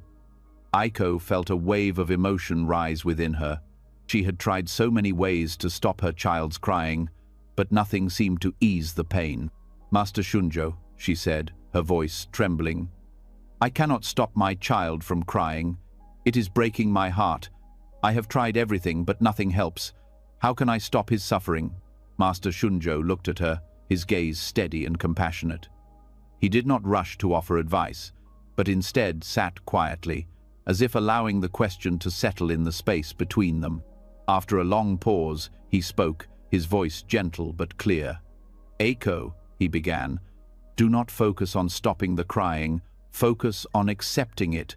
Suffering is like the wind, it blows, but it eventually passes.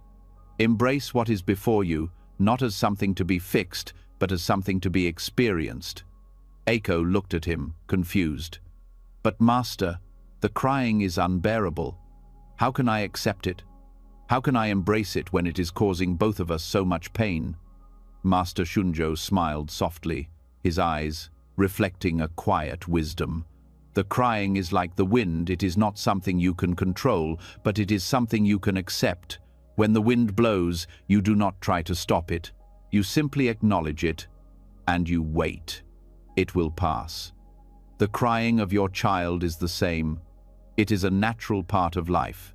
It may be difficult, but it will not last forever. By accepting the moment as it is, you stop fighting against it." Eiko sat quietly, letting his words wash over her. She had never thought of the crying as something to accept. She had always viewed it as something that needed to be fixed or stopped. But now, Master Shunjo was telling her that peace would not come from controlling the situation, but from embracing it, from allowing it to be what it was. "The wind does not stop because we want it to," Master Shunjo continued. "It blows in its own time, and it moves on in its own time. So too is the crying. When you stop fighting it, when you stop trying to change it, you will find peace in the midst of it. The moment you accept what is, you free yourself from the struggle. The crying is not a problem to solve, but a reality to be embraced. Aiko's heart began to soften as she listened. It was hard to imagine not fighting against the crying, but she could feel the truth in the master's words. Perhaps, by accepting her son's suffering, she could find peace, not in the absence of the crying, but in the presence of it. The crying was a part of life, just as the wind was a part of nature. She didn't need to fix it, she only needed to be present with it. "Master," Aiko said quietly, "how can I accept the crying when it feels so painful? How can I be at peace when the suffering seems so much?" Master Shunjo looked at her kindly. "Acceptance does not mean that you stop feeling, it means that you stop resisting. You can feel the pain, you can feel the frustration, but you do not need to add to it by fighting against it. Embrace the moment as it is, without judgment. The crying is not wrong, it is not something to be avoided, it is simply what is happening now." Aiko closed her eyes, reflecting on the simplicity of his words. She had always thought that she needed to stop the crying to find peace. But now, she saw that peace could come even in the midst of the crying, when she stopped struggling against it. It was the resistance, the need to change the moment, that caused her suffering. By letting go of that resistance, she could find a deeper acceptance, a peace that was not dependent on the absence of pain. "Master, I will try," Aiko said softly, a sense of resolve beginning to form within her. "I will stop fighting the crying. I will accept it." Master Shunjo nodded. "In that acceptance, you will find peace. Remember, suffering is like the wind, it comes and goes. When you embrace what is, you release the burden of resistance. You allow yourself to be at peace, even in the most difficult moments." Aiko stood up, bowing to Master Shunjo in gratitude. "Thank you, Master. I understand now. I will accept the crying, and in doing so, I will find peace." The next morning, Aiko returned home, feeling lighter. When her son began to cry, she did not try to stop him. Instead, she embraced the moment as it was. She held him gently, allowing herself to feel the frustration, the pain, but also allowing herself to be present with him. She did not fight against the crying, she simply allowed it to be, knowing that it would pass. As the days went by, Aiko found that her mind became calmer. The crying no longer felt like a burden to be fixed. It was simply a part of life, a moment to be experienced. And as she accepted the crying, she found that her heart became more peaceful. The suffering did not go away, but her resistance to it had faded, and in that release, she found a quiet acceptance. One day, a few weeks later, Aiko sat with her son in her arms, and she realized that the crying had stopped. It was no longer a constant part of her life. But even when the crying came, she no longer felt distressed. She had learned the lesson of acceptance, and that had brought her peace. When Aiko spoke with others in the village, she shared the wisdom she had received from Master Shunjo. "Suffering is like the wind," she would say. "It blows, but it eventually passes. We do not need to stop the suffering, we simply need to accept it and let it pass in its own time." And with that, Aiko's life became filled with a quiet peace. She had learned that by embracing life as it was, without resistance, she could find peace in every moment, no matter what came her way. Years later, when people came to her seeking wisdom, she would smile gently and say, "Acceptance is the key to peace. When you stop resisting, when you embrace what is, you will find that peace arises naturally, just as the wind eventually passes." The wisdom of Master Shunjo lived on through her, teaching others to accept life as it is and to find peace even in the midst of pain. As we've seen through these beautiful Zen stories, acceptance and flow are the keys to finding peace amidst life's struggles. Whether it's embracing imperfection like the broken pot, letting go of yesterday's burdens, or simply accepting life as it unfolds, true peace comes when we stop fighting the present moment. just like the flower that blooms without force, the river that flows effortlessly, and the monkey who finally lets go of the chase, we too can find peace when we stop resisting and accept things as they are. Take a moment today to reflect on your own life. What are you struggling against? What can you embrace just as it is? Let go of the need to control and let the flow of life carry you to where you are meant to be. We'd love to hear your thoughts. What did these stories teach you? Share your reflections in the comments below. And don't forget to subscribe to the channel for more powerful Zen wisdom to help you live in peace and harmony. Let's continue this journey together.